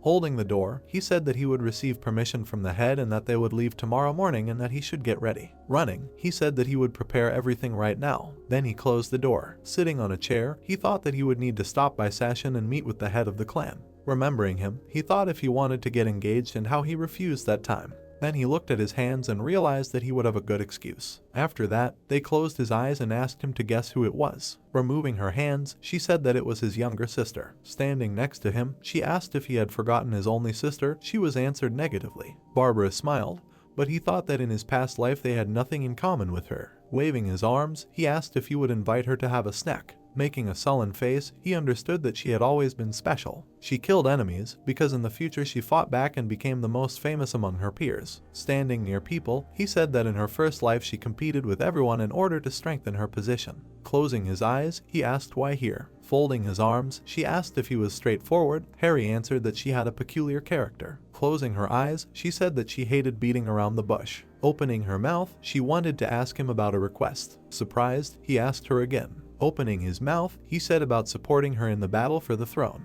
Putting her hand on her chest, she said that she wanted to cure her grandfather. Taking his hand, she asked him to help her contact someone. Opening his mouth, he said that how should he know. Suddenly, his eyes widened because he was told about Sachcone. He held needles in his hands and inserted them. He was a divine doctor and there were no others like him. Holding the girl in his arms, they said that he had lost his granddaughter because of people who wanted to take over his skills. Then he killed the people involved in the most brutal way. Standing near the burning house, they said that he would destroy 5 clans. His eyes were burning because he was an obsessed doctor. Putting his hand on her, she said that he was now helping the sick in the village of Sachcona. Opening his eyes, he wondered if he could change the future and save his granddaughter. Smiling, he understood that this was his chance to save the divine doctor. Smiling, they told her that they would go together. Hugging him, she thanked him because she knew that he would listen to her. Pushing him away, he said that there was a condition. Squeezing his fingers, he said that he needed 20 silver coins. Barbara began to get angry because apparently all brothers were like that. Ryukar stood next to him and called him heartless and they asked him to shut up. Opening his mouth, he said that everyone who loved money got a bald spot. Looking at him, he said that he was still young and everything was fine. He held a bag in his hands and said that for now there were 10 coins. Pointing at herself, she said that she had given the money and should take Sachkon back after. Opening his mouth, he asked again. Closing his eyes, she asked why he had lured out 20 coins. Looking at the girl, he asked if he planned to take one guard. Hugging her, she said that Agatha was strong and she would be enough. She held an iron rod in her hands. She also had rough hands. She looked at Chaz and said that he had to protect her and himself and asked if one guard would be enough for him. Opening his mouth, he said that he was strong and one person would be enough. Chuck had been training for the last 3 years and his fame of skill had spread beyond their domain. Approaching the gate, he said that he would make her quickly and safely, and if it took a long time, he would return the money. Then he looked at her in surprise. He stood near the gate. He looked seriously, understanding that he had been humiliated before and that was why he had run away behind this door. The doors began to open. The 4 of them went out because now he was confidently setting off to explore the world. Then we see a huge forest with fog, and the girl asked how much longer they had to go, to which the protagonist said that they were only on the way from one place to another, so they still had a long way to go. But the girl did not understand whether it was possible to walk here so calmly, and whether there were bandits in this forest, to which Harry laughed and said that they were not far from the Shale and Lovers, and they had nothing to do here. The protagonist smiled, and someone struck. The bearded man put his weapon on his shoulder and said that he would remain alive only if he gave everything he had. The protagonist's comrades looked at all this in fear and realized that they were being attacked. Harry stood among the bandits, who were armed. The girl looked to the side and realized that it was strange that the bandits gathered here, and she was right, because this forest was part of the possessions of a noble family, and this was not a place for bandits. The bearded man opened his mouth and shouted that he worked for the main man in the province and he would not be afraid of anything, the fact that these lands belonged to someone. Harry became wary and looked to the side. He remembered that he was the main man in Shanxi. He looked to the side and asked his comrades if anyone knew him. The bearded man became angry and gritted his teeth. Then he swung his sword and said that they were asking for it. Meju dodged the attack and the axe stuck into a tree. Then we see a huge tree. The man was standing and holding an axe. Harry landed on his knee and along with his comrades, he realized that their strength was quite strong, but they were no longer a danger to me, because they almost did not know martial arts. The man smiled widely and said that they showed off too much, and he would watch them sing well later when he led his comrade. Then he turned to the side. Harry looked forward in surprise. Then we see someone push hard. The protagonist looked forward in fear. Then we see a man with pink hair. The protagonist was surprised to see this man and realized that he had a pattern of plum blossoms on his clothes. The man opened his mouth and shouted that this guy was a plum blossom swordsman from the Alliance and he dared to stand in his way because he was a great master. Harry looked forward and lost in thought. He realized that if this swordsman was really a plum blossom man, then he was truly an outstanding one from the Alliance and he did not understand how he could get caught by such bandits. The man then got into a fighting stance and was about to attack, saying that he too would soon be in his place. Then they ran forward to attack at the same time. The guy and the girl stood there holding their weapons. The girl looked forward and prepared herself, and then her gaze changed and blood gushed out. Harry raised his sword above his head and used his 4th technique. He kept smiling, used the split skies of the peerless warrior with his sword. The girls stood in shock, watching this picture. The other guys were also scared and realized that he was a monster. Then Harry looked forward sternly. After a second, he reached each opponent and incapacitated them. Then he got into a fighting stance, swinging his sword. He smiled and said that none of these people will leave here. Then we will see a huge forest. Harry looked at the tied-up guy and said that he was a man from a gang that was based in this place, and then he asked if he knew why they came here. The guy put a knife to his throat and said that if it was a lie, he would die in agony. Then the girls called out to him and said that he was unlikely to be lying, because the guys they interrogated said the same thing.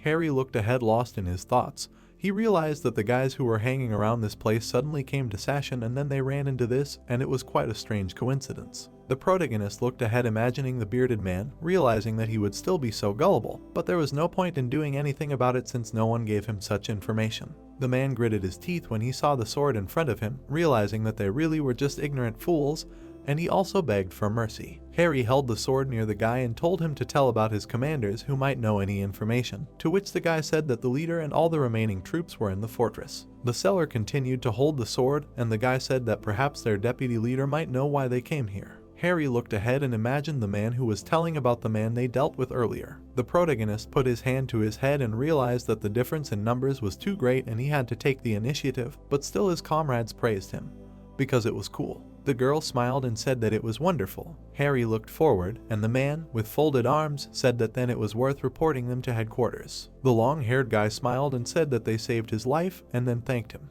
Harry put his sword in its sheath and said that he just did what he had to. The guy with pink hair smiled, and Harry realized that he looked very sick and he should have fallen over from exhaustion. The protagonist looked forward, and the guy said that he had not seen people like him for a long time. He looked down and did not understand if he had made a bet or just had not encountered such people yet, but these were not the kind of people who were easy to meet. Harry looked away and did not understand what the man was talking about. Then the boy started coughing into his hand. Harry grabbed his shoulder and asked if he was okay. He looked at him and lost in thought, realizing that no matter how you look at it, it didn't look like a simple cough, and he also didn't understand why such a person would go somewhere alone without telling anyone. The girl looked ahead, arms folded, and realized that he looked like an apprentice of a master from this alliance, and she also didn't understand what kind of cold he had. The girl looked at her friend and said that it was impolite for the mistress to speak so directly and openly. The man and the protagonist smiled and called her an evil little girl. The long-haired boy smiled and laughed. He said that it was not an illness, but it was all about his peculiarity. He extended his hand to the girl and said that they should have heard of such a term as a hidden artery at some point. After he started coughing into his hand again, the protagonist became lost in thought. He realized that such people naturally had a high level of energy, which allowed them to master martial arts faster than others, but their bodies could not cope with such loads, and also because of this energy they wore out, which is why they died young. The protagonist looked at the guy and asked if he was by any chance the head of the Plum Blossoms. Harry looked ahead and realized that this guy was the head of the Plum Blossoms, and he was also a Plum Blossom swordsman who burst into the alliance like a comet. The guy looked ahead with a tired look and realized that he was the next head of the alliance. Harry, smiling, realized that he was a great master, whose appearance no one could even think about, much less imagine. Then we see how the long-haired guy looked ahead. He remembered that when he was little, one of the elders took him as a student. Then he imagined how a man in a hat extended his hand to him and offered to go with him. Then we see many people who were standing and fighting stances, because thanks to the hidden artery, he was able to master all the martial arts much faster than all his peers and friends, and he also became an excellent warrior and a worthy student of his teacher. Then he began to cough up blood, and lately he began to feel that he did not have much time left to live. He looked at his bloody hand. Then we see how he walked forward in the middle of the forest, and because of his health, he left his clan and decided to go down from the mountains to find a way to heal. Harry and his comrades looked at the guy, who said that then because of this he lost consciousness and fell, and when he came to, he was already caught by bandits. Harry looked forward and he was very interested in how they were able to catch him, but the bandits did not catch him, they just picked him up. The girl was holding a bottle of water in her hands, and Harry realized that in his past life he could heal his hidden artery perfectly, and then at such a young age he became the head of the alliance. The long-haired guy was holding a katana in his hands, and he was known as a true knight despite the nature of all his powers. Harry looked ahead and asked when the guy was going to return to his teacher again. The guy, hearing this, put his hands out and coughing up blood. He said that in fact he was not a master. He held his hand to his mouth and said that he would rest for a while and then go back immediately, because he did not want to die so early. Harry looked with a smile and lost in thought. He realized that the guy was going to cure his ailment, not knowing how to do it, but he heard something about it before. Then we see the boy skillfully fighting a huge monster, and as he rides through the countryside, he fulfills the request of the village chief, and it is said that he destroyed a monstrous bear that had been causing the village many problems for years. Then we see a golden carp, and out of gratitude, the chief caught and gave him this fish, because it was a sun carp. Harry looked ahead and did not know if the sun carp really existed, but he was sure that it was in that place that he found a way to cure his hidden artery. The protagonist pressed his hand to his chin and thought. He realized that he could immediately go there after this boy and try to catch this same carp. Then he shook his head and realized that if he caught the sun carp, the disease would kill the master. He put his hand on his knee and asked him to listen to him carefully, because he was about to tell him something important. He sat across from the boy and said that he had heard rumors that there was a magical creature with the power of the sun living in a rural area in the province, and if he had the time, he thought he should go there. The boy with long hair looked ahead silently. The protagonist extended his hand with a smile, and the boy said that he was a fool to believe such information after hearing it, but of course it was just a rumor and he wasn't sure it would help. The protagonist looked surprised, and the boy said that everything was fine, and he was really grateful to him for the information. He stood up and pressed his fist to his palm, saying that the man who saved his life could not advise him to do anything bad, and he would definitely go there. Harry smiled and wished him luck. Then he and the group of people watched as the boy walked into the forest. The bearded man looked away and said that he had saved him a fair amount of money and he should not forget about this debt, because he had planned to say something like that. Harry smiled and said that he would be the next leader, and he realized that it was impossible to buy this man's favor with money, only with actions. He folded his hands in front of him and smiled. Then we see a bright moon and a dark sky. Then we watch the houses. Then someone took a step forward. The girl walked, clenching her hands into fists. Then we see shiny lights. The girl walked forward and arrows were flying at her. Then she deftly chopped all the projectiles with her sword. The bandits attacked the girl from the air. Then she pushed off the ground. Then she dealt many blows to her opponents. She got into a fighting stance and incapacitated all the enemies. Then she put her sword in its sheath. She looked forward, and behind her opponents were covered in blood. She continued to look forward, and her face was covered in blood. She raised her head and asked to be taken to the master of the Black Dragon, and she did not want any more unnecessary sacrifices for this matter. Then we see the sign of the guest room. It was the next day. Harry looked at his comrade and realized that the red eyes appeared again, and also people said that last night they were found. The protagonist lowered his head and realized that the red eyes lit up, and she was able to reach the peak of her powers at the age of only 20. The bald guy looked forward. Harry smiled and realized that their old acquaintance also stopped at the foundation. The guy extended his hand and said that it was just a rumor and he did not know the details, but they also said that he found what he was looking for so long. Harry looked forward and lost in thought. He wondered what he was looking for and did he find traces of the attackers. The girl folded her hands in front of her and shouted how much longer they would chat among themselves, since she had already cooked and the food they had ordered had been waiting for a long time. Harry looked at her with a smile and asked for forgiveness. Then we see hot food on the table. Harry exhaled with his eyes closed and decided to buy it all. Then he started to grumble at the girl who said that her worthless brother ate such expensive food. The protagonist gritted his teeth and the man said that he was also surprised, although he did not understand why he had such a bad reputation. He stretched his hand out to the side and said that he only spent money when he thought it was necessary, and he also asked them to just shut up and eat the food. The girl looked at the guy with a smile, who said that he would overeat today thanks to his master. The man looked at Harry and said that if it was not enough, he would just say so and order more food. The protagonist took the bag of money and asked if it was for the travel expenses he got from the chief. The man sighed, folding his hands in front of him, saying that he had no respect for other people's money and there was nothing wrong with that because it was his money anyway. Harry then became wary and looked away. The girl looked at him and said that she had heard about this before, although she was not far from here. The protagonist looked ahead in surprise. The girl smiled and said that if the divine doctor was in one place, shouldn't he be there? We then see the man coughing up blood. Afterwards, we see bandits walking through the streets, killing everyone they met. They said that they had to leave here quickly, otherwise they would definitely catch the plague. However, they failed to complete their task given by the master. One of them held out his hand and said that they should not have been fools, because if they caught her right now, everything would change. The masked guy looked forward and said that this would not help them get out of here. Then one of the guys was grabbed by the leg. The girl was screaming in horror and asking for help. The guy looked down with a frightened look and realized that she was infected. The girl was holding a child in her arms and was saying that he was just a small and defenseless child and he was not sick. The man swung his sword at the woman. He was saying that this girl had decided to infect them. Then someone cut off the man's hand. The guy looked away in surprise. Harry was holding a sword in his hands and was striking. He got into a fighting stance and struck many times, saying that they were supposed to attack innocent people. Then 3 opponents jumped towards him and they asked how he dared to interfere with their work.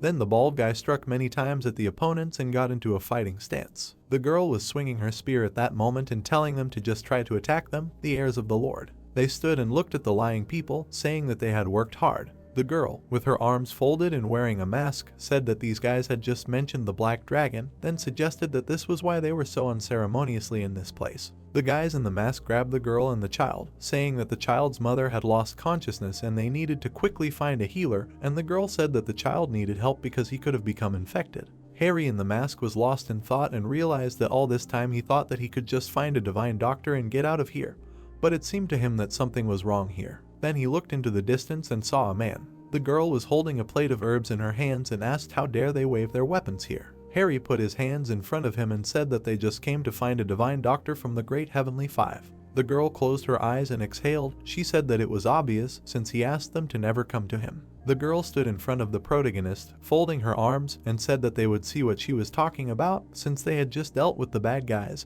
and she was yelling at them. Harry raised his hand and said that there was a small misunderstanding between them, and they are not who people think they are. Yes, he put his hand forward and said that there were simply more patients who needed an examination and care from a divine doctor, so they would like the girl to explain to them where the divine doctor was. Then the girl in the mask began to look forward and yelled that people did not know how many people had always made such requests, and she was not stupid since she could not be fooled twice more. Harry in the mask looked forward and said that they were not such people, and they were not going to deceive anyone.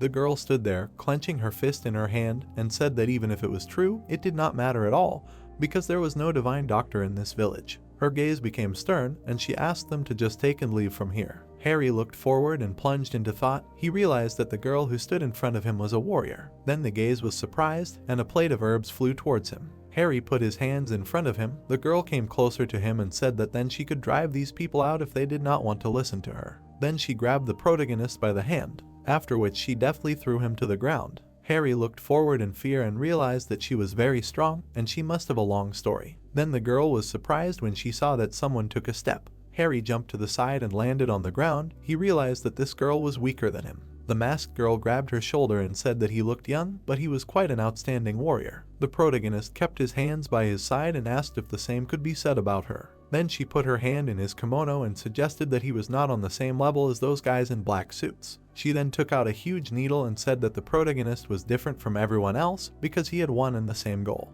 Harry grabbed his sword and realized that she was using a needle and wondered what kind of technique it was. She then took the needle and began to prick her arm. The protagonist, seeing this, was shocked, not understanding what she was doing. The girl stuck the needle into her shoulder and, pointing with her finger, said that he broke her shoulder and she needed treatment. Harry looked at the whole picture in shock and said that he did not want to break it, but it cracked because of such a strong blow. The protagonist looked at the needle and asked if it was possible to cure it with regular acupuncture. The girl looked at her shoulder and imagined how the needle entered the bone and said that the bones grew together even better than it seemed, because the blood pressure and energy flow increased when pressing on the vessels, and that is why her natural regeneration power increased many times, unlike others. Harry looked forward and plunged into thought. He realized that this girl seemed to be well versed in medicine, and then he assumed that she was the person they were looking for. Then they looked back in shock. They looked forward and saw bright lights of flame. Harry's face changed and he could not believe that he saw fire. Then we see the burning houses. The boy's daughter was holding torches and screaming for them to burn everything here, and if anyone resisted, they were to kill them.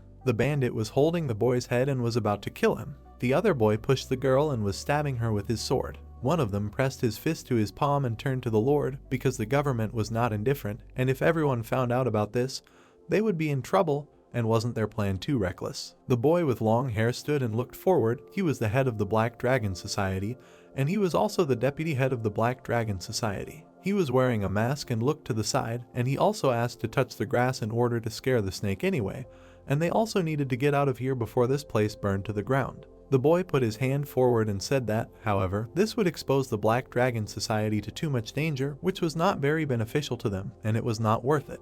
The leader's expression changed and he looked forward silently. He imagined himself sitting on the throne and talking to the people, and he also said that the swordsman with red eyes had appeared again, and he was able to infiltrate their territory and harm them, and he was just standing in front of him. Then he put his hands forward and said that he thought she had made the right decision. The girl stood near the people with swords and said that the master had been promised the granddaughter of the divine doctor, and he was supposed to bring her here. The man opened his mouth and began to shout that she should not have known about this. The girl's expression changed and calmly said that her patience had reached its limit, and he was not going to wait any longer. The man gritted his teeth and realized that he had until tomorrow to fulfill his promise, otherwise he would be in trouble. He put his hands in front of him and realized that now the aristocrats were not an obstacle for them, but if they did not find him today, then the Black Dragon Society would come to an end. The guy looked ahead in fear and plunged into thought. He realized that someone very important and strong was standing behind the swordsman with red eyes, and she also said about some gentlemen. The man pulled down his mask and began to shout for them to burn everything and kill every person because he had to show up. Then we see a burning village, and the man shouted for them to kill everyone who caught his eye. This was an order, and therefore they had to move, and in order to pull out those who hid inside. Then the guy began to swing his sword, saying that he would kill him too. The old man put his hand in front of him in fear, calling for help. Then he looked ahead, and blood spilled. Harry struck the enemy with his sword. The masked protagonist looked away and said that they should move on. The girl waved her spear and the boy pointed at them to hurry up because they had to get ahead of that huge flame. Harry looked to the side and two bandits ran towards them. Harry held his sword in his hands and used the ability of the heavenly demarcation of the peerless warrior. Then he delivered a powerful blow and defeated 3 bandits. He stood and looked to the side, lost in his thoughts. He realized that his original plan was only to inform the doctor about the kidnapping of his granddaughter, after which he got him a debtor, but everything went differently. He looked to the side with a mask and realized that this was not a kidnapping, but a real massacre, and something had changed compared to the past. He began to concentrate and realized that in the village, according to the tracks, there were only about 30 opponents, and most of them were short fighters, but if there were only them here, they would not have dealt with it so easily. He looked ahead and realized that there were 2 more people. These were 2 warriors, from whom incredibly strong energy emanated. He assumed that they were the main ones. Then he saw how one of the dots began to move. The girl was running forward at this time. She and her comrades were carrying people out of the village. She was holding the girl on her shoulder, and a guy was standing on top. She turned her head in fear. Then we see how the bandit grabbed his sword, saying that he was a black dragon and he did not really want to do this, but he should quickly clear everything and get out of here. The guy with a bald head looked ahead in fear, realizing that he was very strong and they would not be able to cope with him while protecting other injured people. Then he began to take out his sword. Then a sword pierced his hand. He looked in fear at the hand in which there was a needle. The girl clenched her hand into a fist and said that these were the exhausted and tormented people who could not eat and starve because of all this, as well as those who were rejected, abandoned because of illness. They would take revenge on him for all his actions. She slowly walked forward and said that those who could not be helped were doomed, but this did not allow him to simply kill them. Then she began to scream through the mask and wave her arms. The bandit, held in shock, did not understand anything that was happening. The girl raised the needle up. While the other comrades held the people, watched all this, they realized that this girl was an excellent martial artist and was very strong. Then Harry landed on the ground, asking how they were doing. He held the sword in his hands and realized that this area was protected, so most likely he needed to leave the village. He let go of his mask and immersed himself in thought. He saw the guys fighting and leaving their spiritual energy. He realized that this girl's skills were very strong, and he did not realize that it was such a technique, because it was very incredible and it was different from how they fought a while ago. The guy swung his sword while the girl was in a fighting stance. The protagonist realized that with the help of acupuncture or a card, her physical strength and internal energy rapidly increased several times, and he felt divine powers as if it was some kind of supreme martial art. He looked away in shock and saw bright particles. Then a system message appeared in front of him where it was written that a new martial art was discovered. He looked away in shock and could not believe that this was really so. The girl was holding a needle in her hands, and the protagonist realized that this girl could be the granddaughter of a divine doctor. Then the bandit jumped, swinging his sword, after which the girl looked forward and tensed up. She looked at her shoulder where the needle was and realized that the injured shoulder was too serious an injury to fight in this situation. She held her hand in front of her and looked up. She looked scared and didn't understand what to do. Then the swords collided with each other. The protagonist held his sword and held back the blow. The girl was shocked to see this, and the bandit also didn't understand how he blocked it with lightning speed.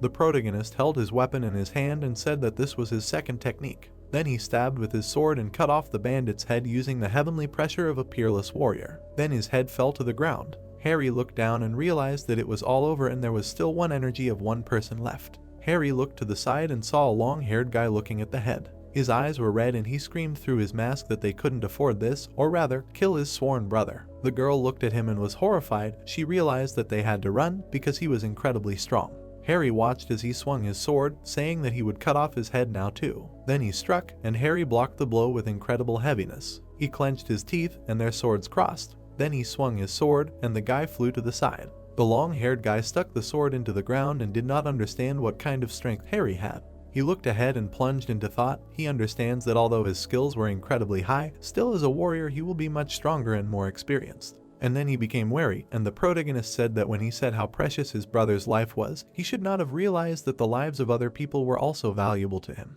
Harry held the sword near his head and was ready to cut off his head. The bandit angrily began to shout that he should not have talked nonsense. Then he swung his sword and used the moon guard. Harry held his sword and realized that the sword's tip was like the peerless warrior's, and he also used his fourth technique. He held the sword in his hands and lost in thought. He realized that the fourth technique was an improved form of the previous techniques. It combined the first, second, and third techniques into one strike and fired at lightning speed. But to explain it in other words, Uri took the form of a sword. Then he swung his sword using the peerless warrior's split heavens, and his minions were defeated. The warrior stood on the roof, watching the huge shockwave. The girl stood with her fists clenched and realized that his minions were also defeated. She looked forward and realized that this strike was definitely internal Kai energy, and she also needed to report this. Then he pushed the doors apart with his hands. She entered and walked down the corridor. and then she looked to the side and realized that she was too early. Then a guy appeared behind her and said that they met on time enough. He looked sternly ahead and asked how everything went and what happened to his brother. The girl turned to the side and said that suddenly some strange stranger appeared who destroyed all those sent on missions by the Black Dragons. She looked at the guy who walked forward and said that the head of the Black Dragons should have been one step away from achieving his goal. The girl closed her eyes and said that the enemy finished him off, and he, using a sword embodied from his Kai energy. The guy looked sternly and could not believe it. Calm put her hand on the chair and asked who else could use his energy because he was still very young and was not older than a 15-year-old boy. The man sat down on a chair and said that to use such a technique at the age of 15, you had to be a genius, and there were very few people who achieved this even at the age of 20. But he had an incredible talent, but he did not understand why they still did not know anything about this guy. The girl looked forward and said that since they had managed to do this, they should have planned to do something about it. The man pressed his fist to the forest and said that his comrade was dead. They would have to find another way to solve all this. The girl stood there, clenching her fists, and understood that she would hardly be able to defeat him, the guy who embodied his Kai energy. She looked to the side and said that if there was no one with him, then she would have succeeded, most likely, but he did not move alone and was always with a group of people. Then we see a guy with a bald head who was swinging his sword because he and the villagers were protecting him, and there were also 2 more warriors of the settlements acting as a master of the Black Dragon. Then we see a girl who was holding her spear in her hands, and the girl thought that if they united, she could not guarantee her 100% victory, and his guards were also good. The girl looked ahead and shouted that the man himself should come out against them, because otherwise they would lose the granddaughter of the Divine Doctor. The man spread his hands and said that his appearance in Sashin was tantamount to declaring war on the political elite, but none of them wanted this war. The girl smiled and said that if the witness was alive, it would be a huge problem.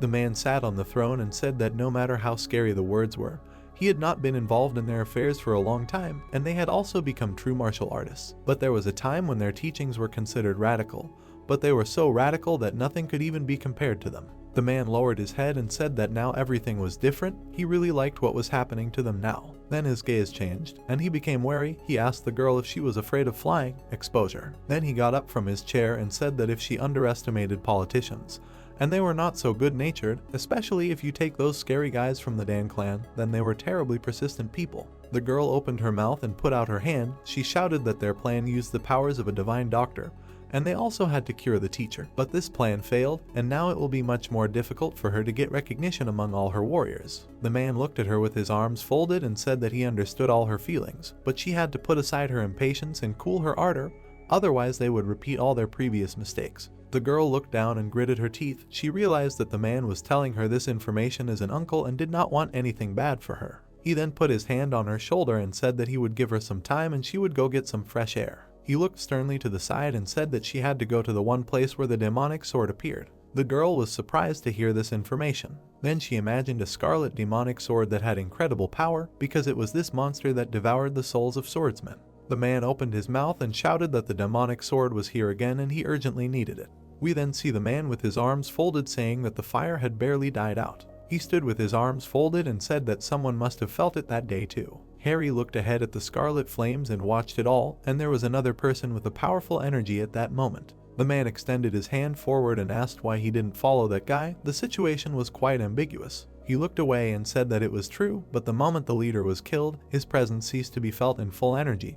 But he also could still catch up with all those people, even if they were strong fighters. Harry closed his eyes and realized that he wasn't sure about that. The man looked away and asked if he was being too cautious. If the information about them had already leaked, then in any case the Black Dragon was no longer there, and most likely they would know about it soon. Then Harry looked away. The girl pressed her fist to her palm and thanked the people for saving this village, and it was a pity that there was a misunderstanding between them. Harry put his hands in front of him and said with a smile that it was okay, because she was also trying to protect her village, and she was also in danger because of the injury he inflicted. The girl pressed her hand to her chest and said that, if you think about it, they didn't even know each other's names, and then they decided to introduce themselves. Harry looked ahead and smiled. He realized that her last name was the same as the Divine Doctor, because that family had the same last name. The protagonist looked ahead with a smile and didn't think that she was from that family. The girl was surprised and realized that Harry didn't think that she was the granddaughter of the Divine Doctor. He spread his arms out to the sides and said that they had heard rumors about him, and they also went to search and met in this place, and the girl, who was an excellent acupuncturist, and they also had the same surname, immediately suggested that she was the granddaughter of a divine doctor. He did not need any proof yet. The girl looked ahead and said with a smile that she could not stop admiring his insight.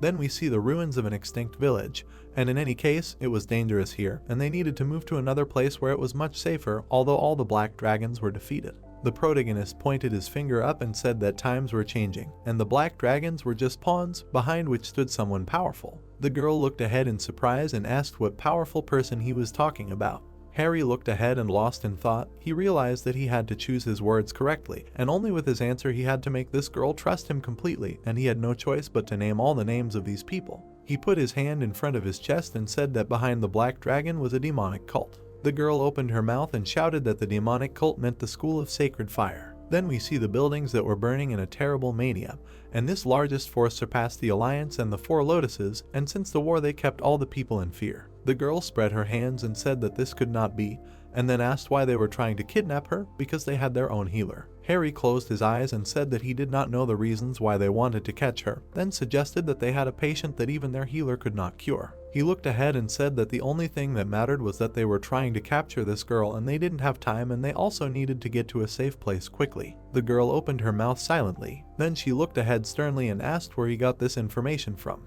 The protagonist looked ahead and lost in thought. He realized that it wasn't that simple, and in that case he had no other choice. He extended his hand forward and asked if she knew someone called Red Eyes. The girl said something that she didn't think was relevant to her question. Then Harry spread his hands and remembered the girl who held the sword. He said that the connection was this, that these red eyes were the true identity of the one who was targeting this girl. The girl was extremely surprised to hear this information. She raised her hand in front of her and said that the red eyes were those people from the cult, and they also had no role in the government, and it seemed to her that they understood something wrong in this situation. Harry closed his eyes and said that she was a consistent one of the cults, and he also realized that it was not entirely a lie, because in a few years she would really join the cult. The protagonist pressed his hand to his chest and said that he swears by the honor of his family, and he told her only the truth, and the girl had to trust him. The girl silently looked forward. The man stood with his arms folded and said that Harry so easily put the honor of his family on the line. The protagonist looked to the side and smiled. He realized that his family never had honor. The girl silently stood and looked forward.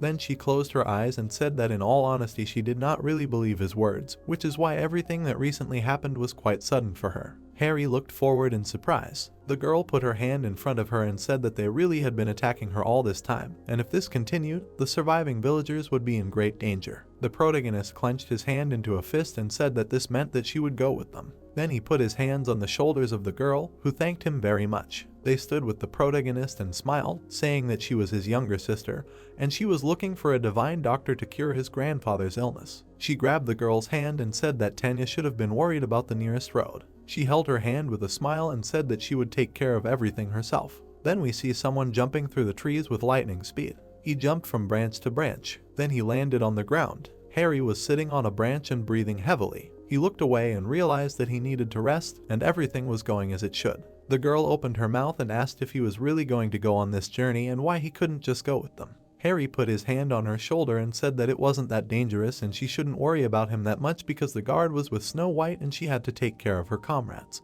The girl looked ahead and asked why he didn't go somewhere else and was he really going to take part in a martial arts competition. Harry looked ahead with a smile and thought about the demonic sword. He got lost in his thoughts and realized that there was only one thing that motivated him to do this, and that was the sword that would be discovered 3 years later, and all this journey was just to find it. The girl smiled and handed him a book asking him to take it. She held the book in her hands and said that it was a copy of the Book of Healing, and it was passed down from generation to generation in their family, and it contained not only information about the human body, but also techniques that were related to martial arts, and that is why it could be useful to him. The protagonist held the book in his hand and realized that it was genuine acupuncture, and he thought that it could be useful to him if he used it correctly. The man, folding his hands, looked forward and asked if this possessed sword really existed in this world.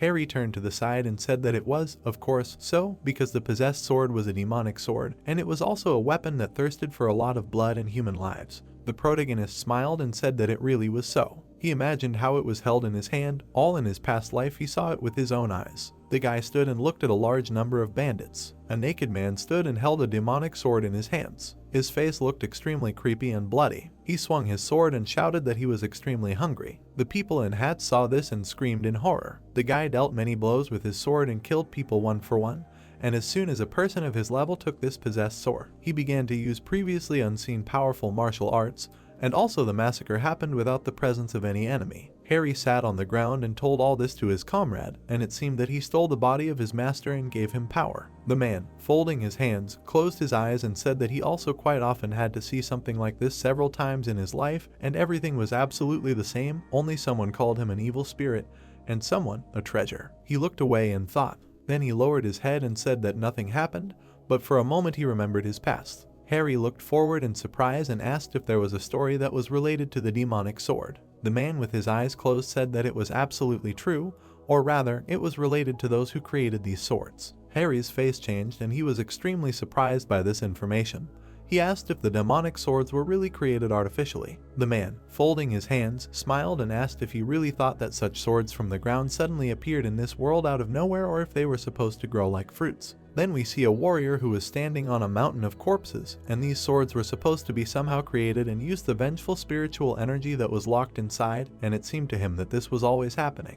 The man folded his arms and looked forward and said that in general he was right and the principle of creation was not much different from what he imagined, but the demonic sword was created through special experiments. The man held the sword over the tied man, and they also killed teenagers and fed the iron with their blood, and they also locked people in the same building with the sword and set them on fire in order to quench its thirst. Harry clenched his hand into a fist and shouted that they were complete fools, and then asked if they belonged to a demonic cult.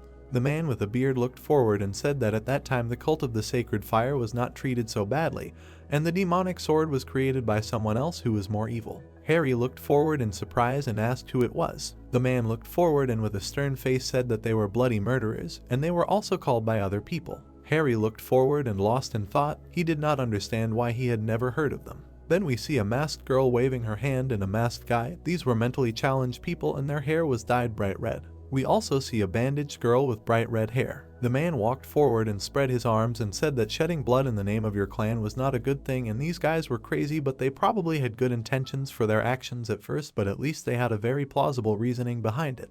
The man smiled and asked what the protagonist was unhappy about since he should have remembered the slogan of those people who died. Harry turned his head and said that he thought they were very strong, but they all died. The man smiled and gave a thumbs up saying that they were all killed to the last one. The protagonist looked away and was lost in thought. He realized that the man had told him that they had not died but had been murdered. Then he wondered if he had anything to do with the bloody murders. They walked through the forest and were silent. Then the man pointed to his face and asked why he was such a chatterbox and how he had suddenly stopped asking questions so abruptly, but he could roughly imagine everything that had happened. He exhaled with his eyes closed and said that he would have asked more, but he chose to stop because he sensed a fight coming soon. Then the man put his hands on his shoulder and thanked him, because it would have been wonderful if he had finished his sentence differently. Then he clenched his teeth, holding his hands on his body, and said that if everyone were nice, then people in the world would die. He stood up with his hands folded and said that his tongue was very hard and there was no way it would wear out, and he should have known that his tongue was stronger than his sword. Then we see huge mountains and a green forest. The guy said that they should have gone to the library right now because he was going to prove his rightness and strength. Then we see the outskirts of Nanchang and we see how there were many houses. Then we see one of these houses. Harry stood with his hands behind his head. He shouted that there was no possessed sword here. He sat near two pits and said that this sword should still be here. He gritted his teeth and lost in thought. He did not understand what happened in this situation, because in his past life, the possessed sword was found in the basement of a storage room. The man kept his hands on his waist and said that he misunderstood something in this situation, but this was definitely the place his master was talking about. He looked down and thought there was no way he had given him the wrong information and the possessed sword was definitely in that place. Then he was surprised and realized that there was only one option then. The man stood with his arms folded and said that their story had changed. Harry looked forward in horror and couldn't believe it. He stretched his arms forward and asked what he had done to change the story. He said that until recently he had simply continued to train while being surrounded by his family. To which the man replied that yes, the only difference from his first life was that he had encountered the library on his way and putting his hand to his face, Harry asked what and maybe their journey had had such an impact. He said that however, how could it have happened in such a short period of time? He looked at him in surprise when he heard that it wasn't necessary for him to directly influence the events. Frowning, Riker said that he should think carefully. Maybe there was someone who, because of him, was living this life differently than the last. The hero said, another life, really, with his eyes wide open. Looking straight ahead, he added that Nate wanted to say that his uncle had something to do with it. Looking down, the man replied that he had no idea, but he couldn't name anyone whose life had changed so much because of him. The protagonist frowned when he heard that it was because he should have died 3 years ago, but was still alive and wandering the world, to which he replied that his uncle had something to do with the location of the possessed sword. The man crossed his arms and said, well, he just wanted to say that you can't rule out such a possibility. You always need to think about the consequences so as not to get stabbed in the back. Harry frowned and thought that right, he should take into account all the options, and so they will be able to track the location of Nate and the possessed sword. They will start with collecting information. Grinning, the guy said that by the way about the fire that happened in Musumchen the other day, they say that black dragons are behind it. People were standing on the main street. He heard that black dragons, they needed something in Musumchen. Of course not, someone is definitely behind them. If you believe the rumors, they are behind them. The hero looked in amazement, hearing that the one called the red-eyed swordsman. Looking away, he thought that it was true, but it was just a lie that he made up for Louise. And the man asked what, pointed his finger at the sky and hit the mark. Gritting his teeth, the protagonist thought that he was laughing. They ruined the plans of the red-eyed swordsman. A crowd of people appeared. It was heard that it was frightening. By the way, in Nanchang it was still just as crowded. The thought appeared that of course, this is one of the central regions. Frowning, the man said that however, walking straight, he added that even taking into account the fact there are too many warriors here, yes. Riker froze and said that it was disturbing. The guy walked straight, sitting at the table. The man asked that everyone had already drunk, damn it. Looking ahead, he said that he should bring more drinks. Suddenly, a blow flew at the decanter. The guy cut it. Grabbing the weapon, the man asked what the hell, and the other added that he was asking for a fight. Looking at them, the guy asked that they were the ones who stole the magic sword. A bloody splash appeared. The tied-up man wheezed. Holding the weapon in his hands, the guy said that he did not know where the sword was. Looking straight ahead, he added that it would be better to answer them differently. The man raised his eyebrows and shouted that he didn't know. He really didn't know, let them go. A tear appeared in his eye and he added that he should believe him. The weapon emitted a glow and the guy said that well, then it was useless. The man looked at the corpse in surprise. Looking straight ahead, he said that it was true. When they came to that building there was nothing there. Looking at him, the guy asked, is that so? Swinging his weapon, he added that then let him die. The man's eyes widened, shouting that he should spare. The guy looked away, hearing that he should stop. He parried the hero's blow. Frowning, the protagonist shouted that he came here, sensing the presence of an evil spirit. What was he doing? Frowning, the guy thought that here came the saboteur. Suddenly a blow flew at his face. Harry's eyes widened in amazement. Suddenly the guy flew into the wall. Amanda looked up. The hero's eyes widened, thinking that this guy looked pretty strong and she was barehanded. The guy was unconscious and he added that she took him out with one blow. Amanda smirked and turned to him, to which the protagonist asked again. Winking, she said that he should forgive him. He took the sword first. But it was too presumptuous. He was a cold-blooded mage belonging to a cult, so he had no choice but to attack him first. The protagonist looked surprised, said that he thought it was not the time for an apology, to which the girl asked again. A dent appeared on the wall. It was heard that he had disappeared. Beams flew over the buildings. The man landed on the ground. Clenching her fists, Amanda said that they had missed a cold-blooded wizard, to which Harry replied that he was quite fast. Looking to the side, he thought that he would easily follow him using the step of the heavenly thunder god, but this girl was also quite experienced. The girl smirked and said that she did not introduce herself. She was Amanda from the poverty cult. The hero widened his eyes and wondered if this was the Earth Orchid Amanda. The girl brandished her weapon, and he thought that she was the adopted daughter of an elder and one of the new masters of the poverty cult. During the war, everyone recognized her talent and promoted her to the position of commander. Looking straight ahead, she said that it was no wonder that, thanks to her beauty alone, their cult simply shines, to which the protagonist responded approvingly. Stretching out his hand, he said that although she belongs to the poverty cult, her clothes are quite good, to which Amanda asked what he thought. All of them only wear worn-out clothes. He said that one of their elders has achieved great heights in entrepreneurship. Grinning, the hero asked what a poor businessman was like. Frowning, the girl replied that he was ruder than he seemed at first glance, Harry's third son. Looking straight at her, he asked that he had told her who he was. Wide-eyed, the protagonist shouted that she had approached him knowing everything about him that she needed. Amanda closed her eyes and replied that she was talking. Approaching him knowing everything about him, asked that he didn't know everything. Stretching her arms out to the sides, she added that he was born into the Ha clan, and this year he turned 15 as far as she knew. Not long ago he left home and went on a journey. Yes, he dealt with the black dragons, and in addition, he is good with a sword. The hero frowned, listening to her. Smiling, Amanda asked that his next goal was a magic sword. Yes. Standing in front of her, the protagonist clarified that she said a magic sword. He smirked and said, "Is that it?" The girl, looking at him, heard that he knew where he was. Stretching her arms out to the sides, she replied that it was unlikely.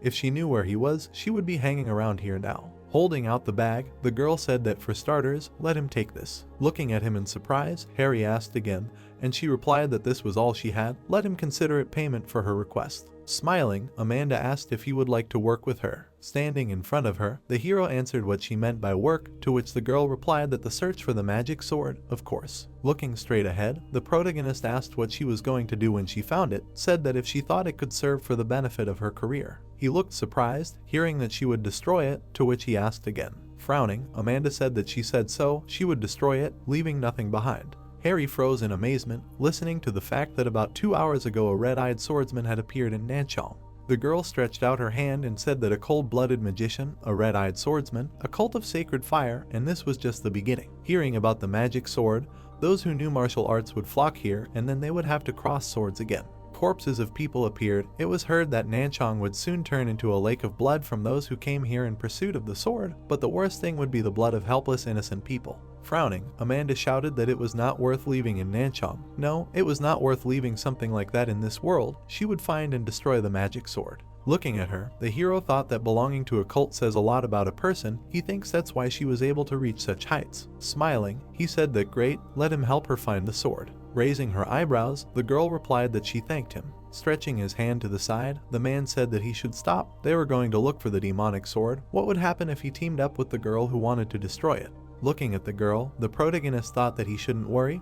The sword was just a shell for martial arts. He also wanted to destroy it, leaving only the techniques contained in it, and she said that the assignment was paid, so now he would not refuse. Smiling broadly, he added that besides. Holding the bag in his hands, Harry thought that she paid him. A coin fell out of the bag. Opening the bag, the hero thought that these were all the coins. It seemed to him that if you add them up, there would not be even 3 silver ones. He extended his hand forward and said that he should stop. That bag that she gave him, there must be some mistake here. Stopping, the girl replied that he seemed to have forgotten. Grinning, she added that she was a beggar. The protagonist extended his hand forward and thought that he could hit her. A view of a tall building opened up. Blows flew at it. The building began to collapse. The man landed on the ruins. The girl stood still. Red particles flew around the man. He clenched his teeth in anger. Walking forward, the girl thought that it was crazy. He was not an ordinary fighter, but turned into a monster because of some sword. She looked in surprise, hearing that the personnel had arrived.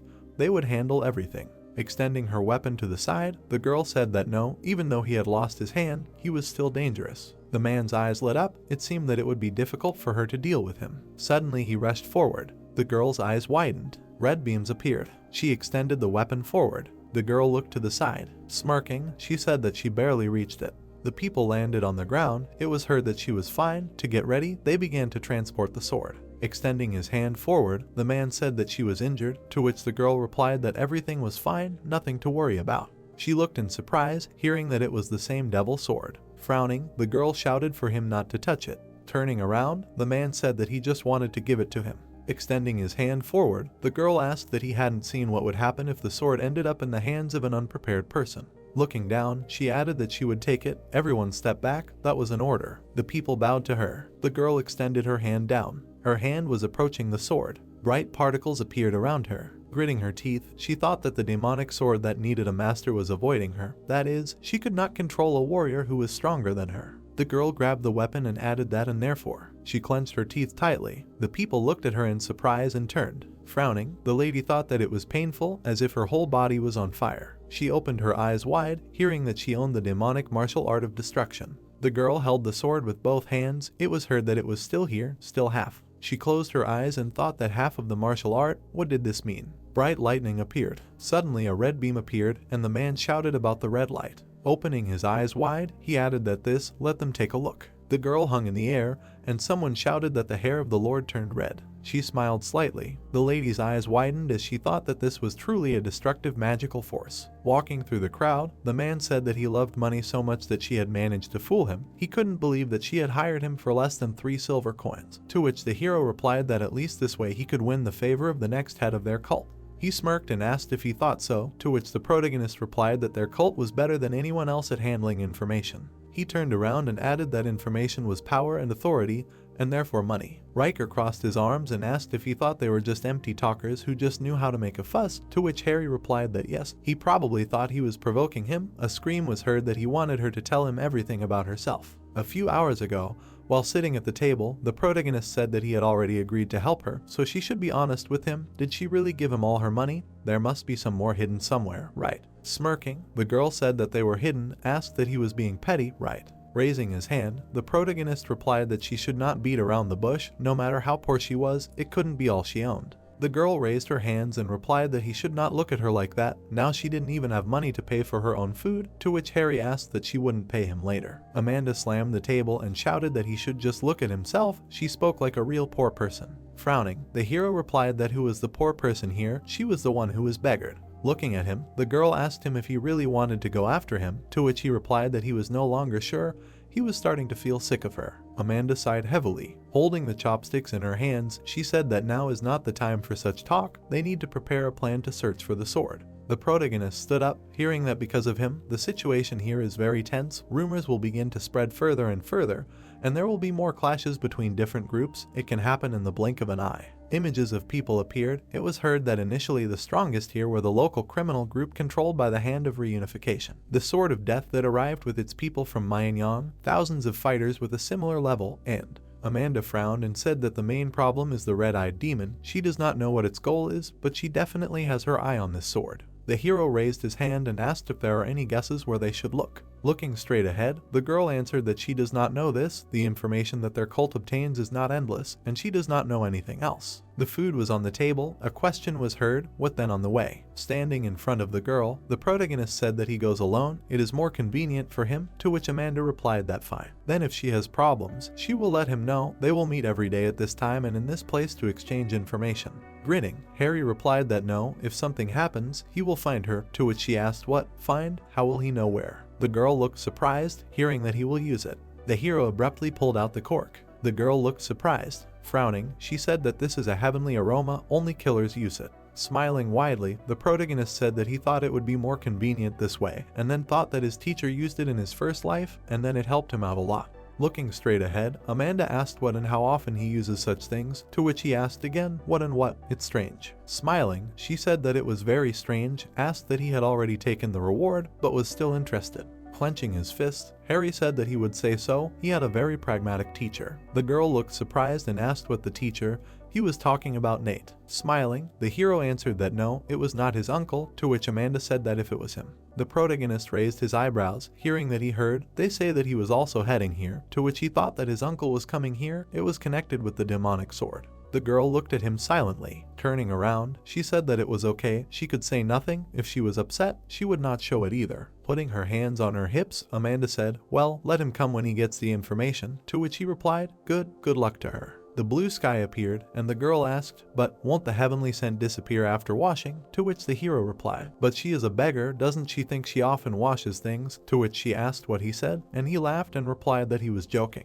At present, the protagonist was walking down the street. Flying in the air, the man asked that they were definitely going this way, to which Harry replied that initially he just went in the opposite direction. He frowned and added, but the problem is that he doesn't know where she went, and the man asked that he also feels it. Looking to the side, the hero thought, how can you not feel it? Looking straight ahead, he added that he felt it in Musumchin, this powerful energy. Smiling, Riker asked what he would do, to which the protagonist replied that he had just come here, so he did not think he would have to deal with her. Taking a step forward, he added that business. Harry froze in the middle of the street. With his eyes wide open, he thought that energy. Suddenly, the hero grabbed his weapon. He parried his opponent's blow. The girl suddenly appeared in front of him. Looking at her, the protagonist wheezed. Suddenly, he swung his sword. Harry jumped to the side. The girl stood in front of him. Grinning, she said that a strong one, as expected, an ordinary person would die without having time to realize anything. The hero frowned and shouted who she was and why she was attacking him. The girl smiled and asked again. With her eyes wide open, she added that he knew. Looking at her, the protagonist wondered what those red eyes were, a red-eyed demon. He lowered his head and asked that she was here to take revenge on him. The girl looked at him in surprise and asked what revenge, said that she did not understand what he was talking about. Harry frowned and answered that black dragons, she came here because he had interfered with her plan in Musumchin. The girl smiled when she heard this. She closed her eyes and laughed. The hero looked at him in surprise and asked again. The girl threw the sword aside and said that this story, of course, annoyed her, but she could not do anything about it. The protagonist looked angrily when he heard that she did not blame him. Of course, at first she decided to kill him, but to which he thought that she threw the sword. Looking straight, the girl said that thanks to him she received a gift, so she should thank him, yes. Looking straight, Harry asked again. He looked at the sword in surprise. With wide eyes, the hero shouted that this is it, really. The girl grabbed the weapon, and he added that it was a demonic sword. The protagonist froze in amazement. Gritting his teeth, he thought that the group of the red-eyed swordsman. The man looked down, the thought appeared that two people. The guard looked ahead, and the hero thought that it was unknown what they were capable of. Stretching out his hand forward, the girl said that let her offer him something, asked that she did not want to join them, to which he asked that he was going crazy. Frowning, the protagonist shouted that she was offering him to join their sect, but he could not even imagine what this could turn out to be, and then thought that besides, he cannot join a demonic cult that will be destroyed in a few years. Suddenly, the girl threw him a bag. Harry caught it. Grinning, he asked that he thought that he could lure him with some bag of silver coins. God. Looking at the bag, the hero thought that gold, it was all gold. Stretching her hand to the side, the girl asked what changed his mind. Looking at her, the protagonist replied that no, he would not join villains like them. Frowning, she said that in that case, shouldn't he return her money? Harry smiled widely and asked if they had discussed this in advance. The girl glared at him. Walking straight, the man said that if possible, he should persuade this boy. If she could attract such a talented person to them, it would be very beneficial for all of them, to which she asked that if he refused, they could kill him. Turning around, the man replied that if he could, he should not take on too much, he would send a few people with him for insurance. The people grabbed their weapons. Gritting his teeth, the hero thought about what if he refused, as they would immediately show their true intentions. Taking a step forward, the girl said that she was choosing the path to join or die. Raising his hand up, the protagonist said that a question, and if he agreed, he would end up under her leadership. She smirked and asked what was wrong, he didn't like her. Harry smiled widely and replied that not exactly. Looking straight at her, he added that it was not normal to obey someone weaker than him. Suddenly, a blow flew past him. The girl swung her sword sharply. Looking up, the hero thought that the building, if she had hit it, would have cut off his head. Suddenly, she rushed forward. The girl swung the weapon. The hero jumped back sharply. Gritting his teeth, he thought, damn, she did not even give him time to attack. Clenching his fist, he added that in that case. Stretching the weapon in front of her, the girl shouted that come on, let him show her his skills. The protagonist threw dirt at her and replied that she should choke on it. Frowning, the girl replied that what a dirty trick. She opened her eyes wide. Bright rays appeared in front of the hero. Frowning, he shouted about the heavenly piercing of the peerless warrior. Suddenly, the protagonist launched an attack. A glow appeared around the sword. The girl raised the sword up. She launched an attack and shouted about a destructive blood moon. The beam rushed towards her. The attacks collided with each other. A bright light appeared in the middle of the city. Rocks flew up. A dent appeared on the ground. Frowning, the protagonist thought that the attack was equal in strength to the heavenly pierce of a peerless warrior. Looking at him, the girl said that he did not give it his all, although it was a powerful attack. It was weaker than the one she saw before, and he added that this was all the power of the demonic sword. Standing in front of her, the protagonist said that he did not want to destroy everything here, to which she objected.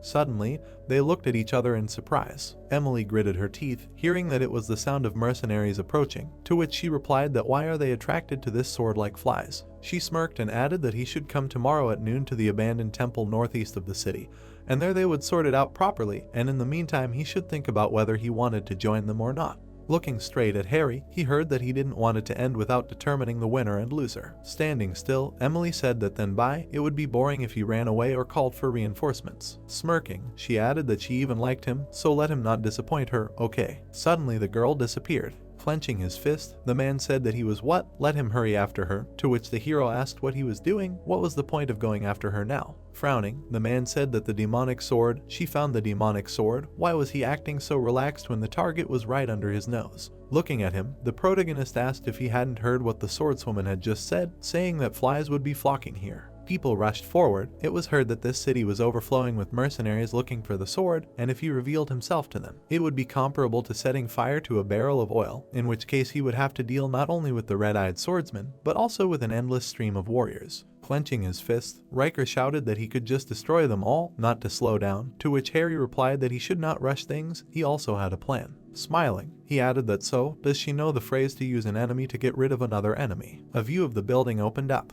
The guy punched the wall. Sitting on a chair, he said that damn, they pissed him off, he doesn't know where they came from, but next time everything will be different. The guy gritted his teeth and added that next time he definitely would, and the man turned to him and said that he had received the letter. Charlie frowned and shouted that he told him not to go into this room. The man trembled and replied that he thought he should definitely read it. He looked surprised when he heard that the letter said where the sword was, to which he asked what he said. A tall tower appeared. Looking to the side, the girl asked what they said. Standing in front of her, the man said that yes, now this place is surrounded by various strong energy sources, including those from the Alliance, and the other added that even people who practice forbidden martial arts flock here. People looked at the tower, they heard that, but why? The girl frowned and thought that both people from cults and those who belonged to forbidden sects had gathered here. A demonic sword, they probably learned that he had a demonic sword. Putting her hand to her face, she added that, but what was strange was how they knew she had the sword. The girl looked at him in surprise and wondered if it was Harry, if he had leaked the information to disable her. She grabbed the weapon and added that no matter what, this sword could not be taken away, it was directly connected to her and her sect. Frowning, the girl asked how many people were here, to which the man replied that there were not many of them now, but it seemed that soon enough would gather to surround this place. Looking straight ahead, he added that this sword was acting as bait, and the other said that she needed to leave this place. The girl looked at him in surprise and asked again. People were standing in front of the tower. She heard that they would go there and distract them, and in the meantime, let them leave through the forest on the other side. Lowering her head, the girl said that, but in that case, to which the man replied that she was not the kind of person who should participate in such things. Gritting her teeth, she added that great, so they wanted her to escape. Emily turned around and asked what they were. The girl stood in front of her. Smiling, she said that she was unworthy of their master. How could she talk about escaping when her path was blocked by some scum? Taking her hand, she added that she would support her. Smiling, the girl said that perhaps she had not yet fully learned how to use it, but Emily looked surprised to hear that she would give her the strength to defeat them. Frowning, she shouted what was going on. She would reveal all her powers to her. Standing behind her, the man asked who she was with. The girl hugged her and said that she should prove it to them. Emily asked with wide eyes, proving what? Smiling, the girl asked that she understood, the descendants of the famous Bloody sect. She approached and added that they should prove themselves with actions, not words. The guy took a step forward. Standing in front of him, the man asked what he was doing here. Charlie, standing in front of the crowd, heard how dare he stand in his way. Could he please get out of here? Frowning, the guy said let him get out of here. This is the place for the warriors from the Alliance. Suddenly, a blow flew at him. The man looked at him in surprise and exclaimed. The guy began to swing his sword. Looking at him, the man shouted that he had beaten them all, and the other added that but this simply cannot be. Charlie stuck out his tongue, hearing that this is a cold-blooded magician, to which he replied that let them get out, he does not care about them. Looking to the side, he thought that she had come. Suddenly, the girl struck him. Looking in surprise, the man asked what a red-eyed demon, and the other added that this is power. Charlie smiled widely and thought that idiots, a warrior cannot just take and become the owner of such power, and only one thing can give him this power. Swinging the weapon, he shouted that the magic sword, it really is with her. The guy slid along the ground. Swinging, he shouted that he will take it along with her life. The girl looked at him angrily. Her eyes suddenly lit up. The guy looked at her in amazement. Emily suddenly chopped off his head. Standing in front of her, people shouted that she defeated him with one blow, a monster. Looking at him in fear, the man asked what to do, and another added that they will not defeat her. Stretching his hand forward, he added that she is so strong only thanks to the power of the sword, to which he was answered that for sure, she became stronger thanks to the demonic sword. People rushed forward. It was heard that they will take the demonic sword from the red-eyed swordsman, let him die. The girl stood quietly in front of them. Smiling, she said that they were so reckless. Suddenly Emily raised her weapon up.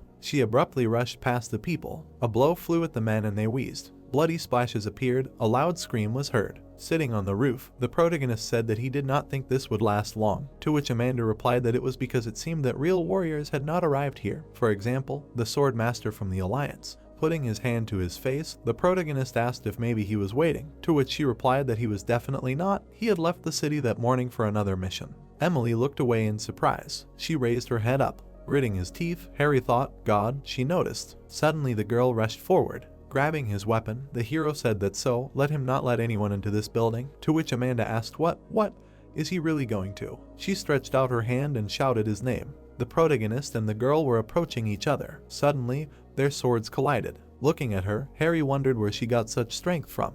The hero suddenly looked away in surprise. A blow flew at the tower. The girl landed on the floor. Walking straight, she asked if that was all, said that they had already come this far, and now. Suddenly, the protagonist grabbed his weapon and said about the fifth technique of the Peerless Warrior. Emily looked at him in surprise. Suddenly, Harry used the technique of the Peerless Warrior. Gritting her teeth, she thought that the shot was an energy bullet she needed to dodge. Frowning, the girl added that no, she should counterattack with the technique she now had access to. Swinging her sword, she added about a bloody destructive attack. The girl parried his blow. Amanda opened her eyes in surprise. Looking away, she said that he should be careful. The hero stretched his weapon out in front of him. His name was heard. Emily smirked and said that she suggested continuing tomorrow. Looking at her, the protagonist replied that he wanted to meet her as soon as possible. Rushing forward, the girl shouted that they should greet each other properly then. Harry parried her blow. Gritting his teeth, he thought that why was she so strong? If he hadn't brought the support team here, everything would have ended much faster. They began to fight. Looking away, the hero thought that he was not used to fighting head-on.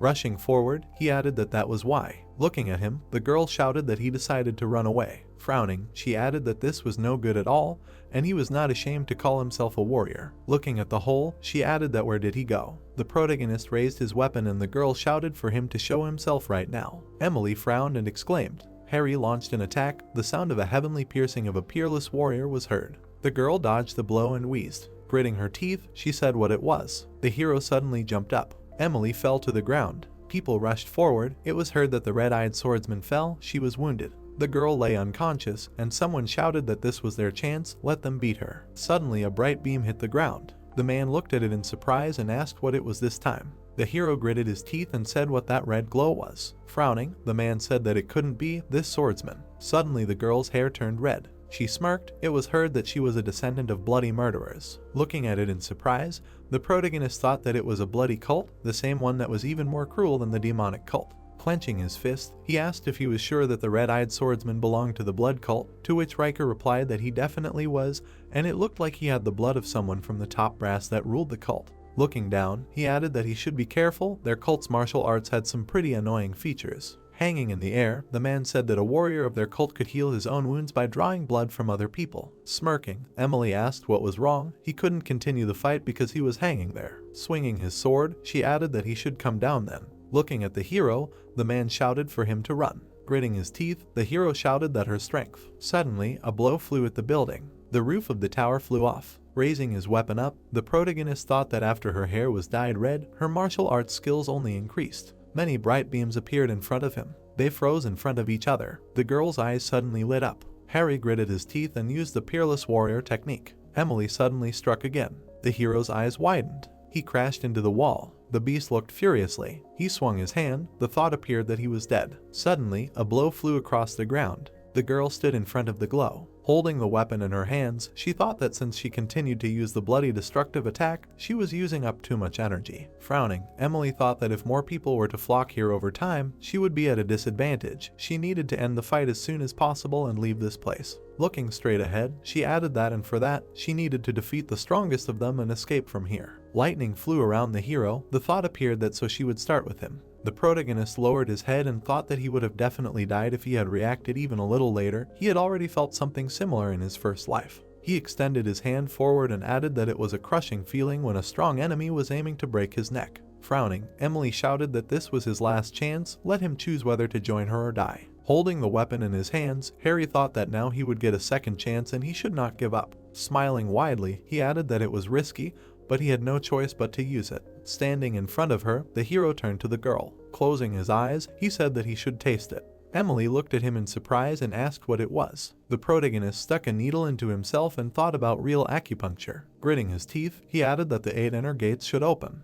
Lightning began to fly around him. The hero's eyes lit up, and the thought appeared that the 8 inner gates were called 8 acupuncture points that could affect the human body. The girl looked at him in surprise and asked what it was, and it was said that if the technique was performed incorrectly, his spirit would leave his body. Suddenly, the protagonist struck. Beams flew around them, and the thought appeared that but if everything was done correctly. The ground beneath them began to crack, and it was said that one could take control of both one's life energy and one's inner strength. Gritting her teeth, the girl screamed at this bastard. Particles appeared behind her and she screamed that he should get out of here. Frowning, Emily said that she had no idea what kind of magic he had used to become stronger, but suddenly her eyes widened. The hero hit her sharply with his fist. The girl rolled her eyes. She slid along the ground. Emily frowned and screamed that he was a bastard. She stretched her arms out to the sides and added that she would tear him to shreds. The protagonist's eyes lit up and he thought that he couldn't keep the 8 inner gates open for long, so he had to finish her off right now, and then said that the tip of the sword of the peerless warrior,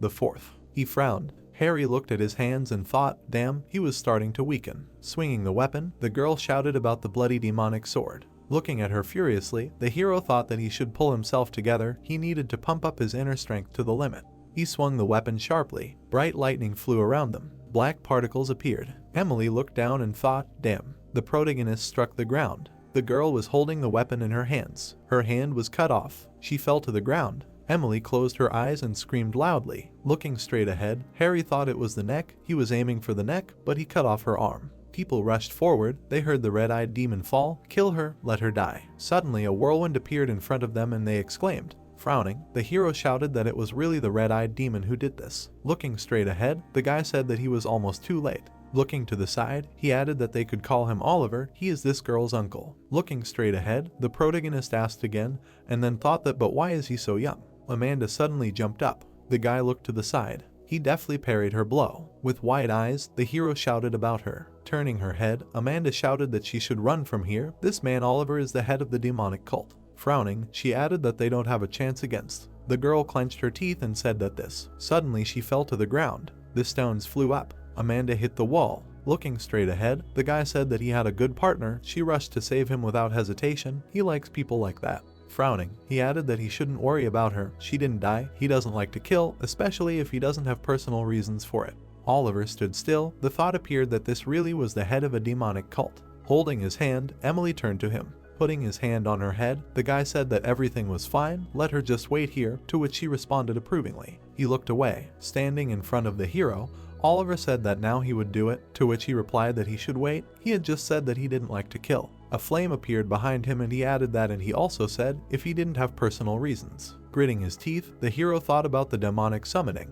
He opened his eyes wide and shouted that, but this is just the aftermath of the battle they both fought in. If she hadn't lost, he would have lost. Looking straight ahead, Oliver said that yes, he had legitimately defeated her. He recognized him as a warrior, however. Frowning, he added that he didn't like her uncle. The guy raised his hand up and shouted that just like that girl, they would cut off one of his arms. The hero opened his eyes wide. People started running away, shouting about fire. A bright flame appeared. Suddenly, a blue beam flew through it. Gritting his teeth, the protagonist thought that he heard that demonic summoning is a martial art that is used during the remembrance of ancestors, and he is fierce and strong enough to do something like that.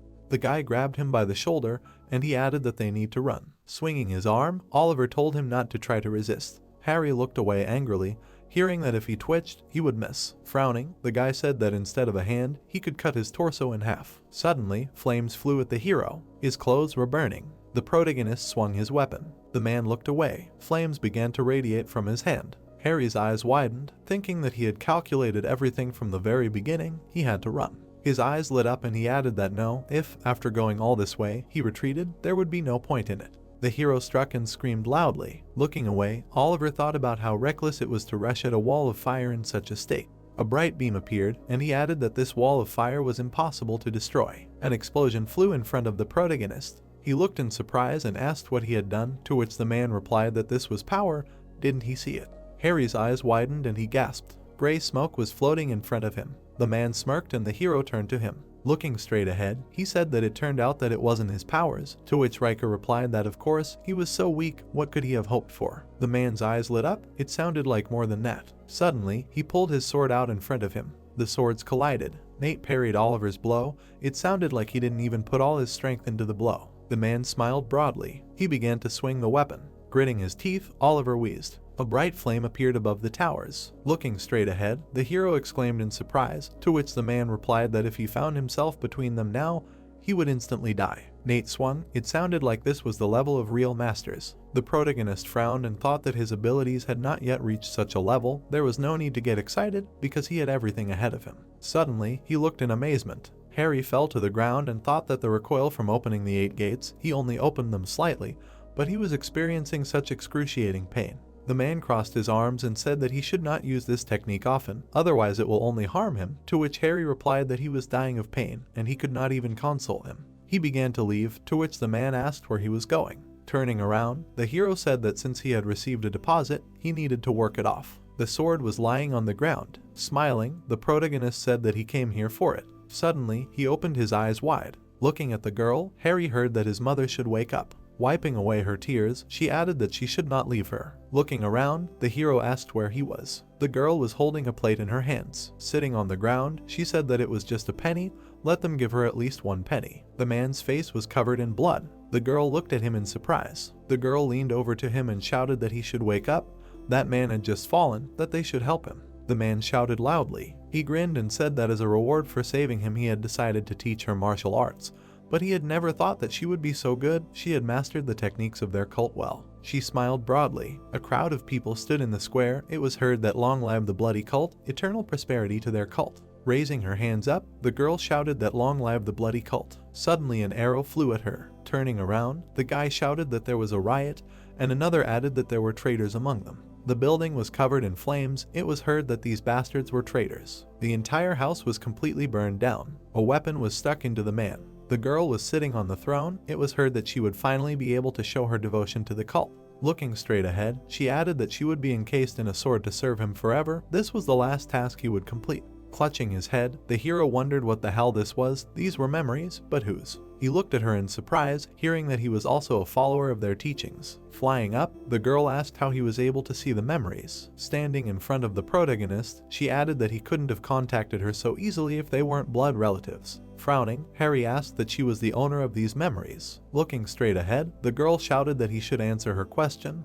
What relation did he have to their teachings? She opened her eyes wide and added that if he didn't tell her. They looked at each other in surprise, hearing about an incomparable warrior. Stretching her hand forward, the girl asked what he was doing here. More than 100 years had passed since his death. Frowning, the man asked how she knew him. He was seeing her for the first time. The man's eyes lit up. The thought appeared, well, of course. He was striking at people. The man stood in the middle of the flames. The thought arose that when 100 years ago someone invaded their sect. The sword was in the chest. It was said that she was already dead and became this sword. An image of Riker appeared in the reflection of the sword. Smiling, he asked that so she had never really seen him.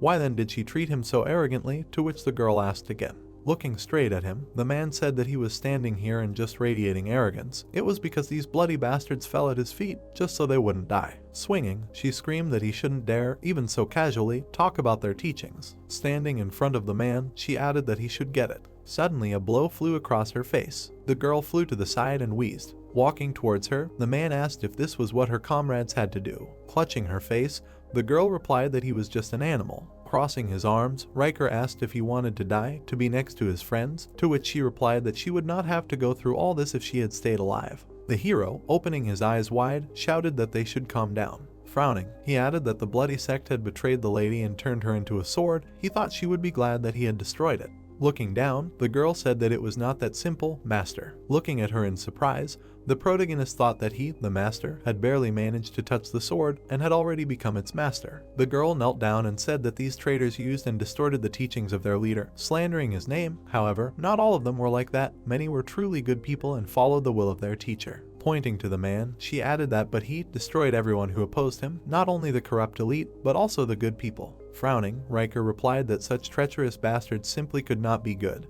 Besides, how was he supposed to understand which of them wanted to kill him? Looking at them, the hero said that they should stop talking about this. Turning his head, he added that but let him ask one question. By breaking the sword, will it put an end to this story? Looking up, the girl said that she did not know. It had never been broken before. The protagonist looked in surprise and thought that if everything went according to plan, he would have broken the sword immediately after he took possession of it, but everything changed. With his arms outstretched, the girl said that he wouldn't be able to talk to her like this if he wasn't related to her by blood, to which he added that she was sure that they were related. Harry frowned, thinking about how much was still unknown about this sword. Maybe it was related to his mother. Putting his hand to his face, he added that but he promised to destroy that sword, and there were too many witnesses around. What should he do? What should he do? The building was broken in half. People looked at him in surprise and shouted about the sword. The hero raised his weapon up, and they added that he broke the sword. This kid broke it. Amanda smirked and said that he did it. Standing in front of her, the protagonist asked if she was okay, to which she replied that yes, except for a couple of broken ribs, everything was fine. Looking down, the girl said that however, the protagonist frowned, hearing that the demonic sword was definitely like that. Riker crossed his arms and said that he shouldn't be afraid and should act naturally, and Louise added that it was okay, even though it was a fake, it was a real sword. The broken weapon appeared. It was heard that it was the most similar sword of those he managed to find in the library storage, but he was getting it for a reason. Now it would take him much longer to get to the next floor. The girl looked at the weapon. It was said that he would leave the real demonic sword for safekeeping in the library. Suddenly, lightning struck behind the hero. Nate smiled and turned to him. Hugging the hero, he said that they would hug. The protagonist looked down and wondered what he had heard, that he had become a completely different person, or was it just gossip? Standing in front of him, the man said that he had grown so much. If he had just seen him on the street, he would not have recognized him, to which Harry replied that, well, yes, 3 years had passed. Nate smiled. Hearing that it was nice to meet you, she was Amanda from the Cult of Poverty, to which he replied that she was the one. Frowning, she asked how his fight with the fighters went. Looking at the hero, the man asked what happened, that they just ran away, to which he asked again. Oliver was holding the girl in his arms. It was heard that in the hands of this guy was a wounded red-eyed swordsman. In the midst of the battle, the enemy who had been hiding before appeared, and he carried her away. Looking straight ahead, the protagonist said that maybe they should leave here first. He wanted to talk to him about a lot of things. Harry raised his head and wondered if he had really influenced fate. He should hear it directly from him. Nate smiled and said that let him forgive, but now he can't. His colleagues are waiting. He furrowed his brows and added that let me tell him something. He was here because he thought the guys he was chasing were somehow connected to the demon sword. Looking straight ahead, the hero said what he was chasing. The man's eyes lit up and he replied that the bastards who killed his people. The protagonist's eyes widened as he thought that he had actually found these villains and that they were indeed connected to the demonic sword. Standing before them, Nate said that after a little investigation, he didn't know what happened to the sword, but if they had it, they wouldn't have let him take it so easily. Amanda held out her hand and asked who they were, to which the man replied that he was sorry but he couldn't answer that, to which the protagonist retorted. Nate closed his eyes and said that he could only tell them one thing. The protagonist looked at him in surprise when he heard him say to beware of anyone with a kin written on their sword, to which he assumed it was kin. Looking straight ahead, Harry asked what their last name was. The man frowned and replied that he didn't know who they were and was still unsure if they were the ones he should be tracking down. Looking straight ahead, he added that they were dangerous.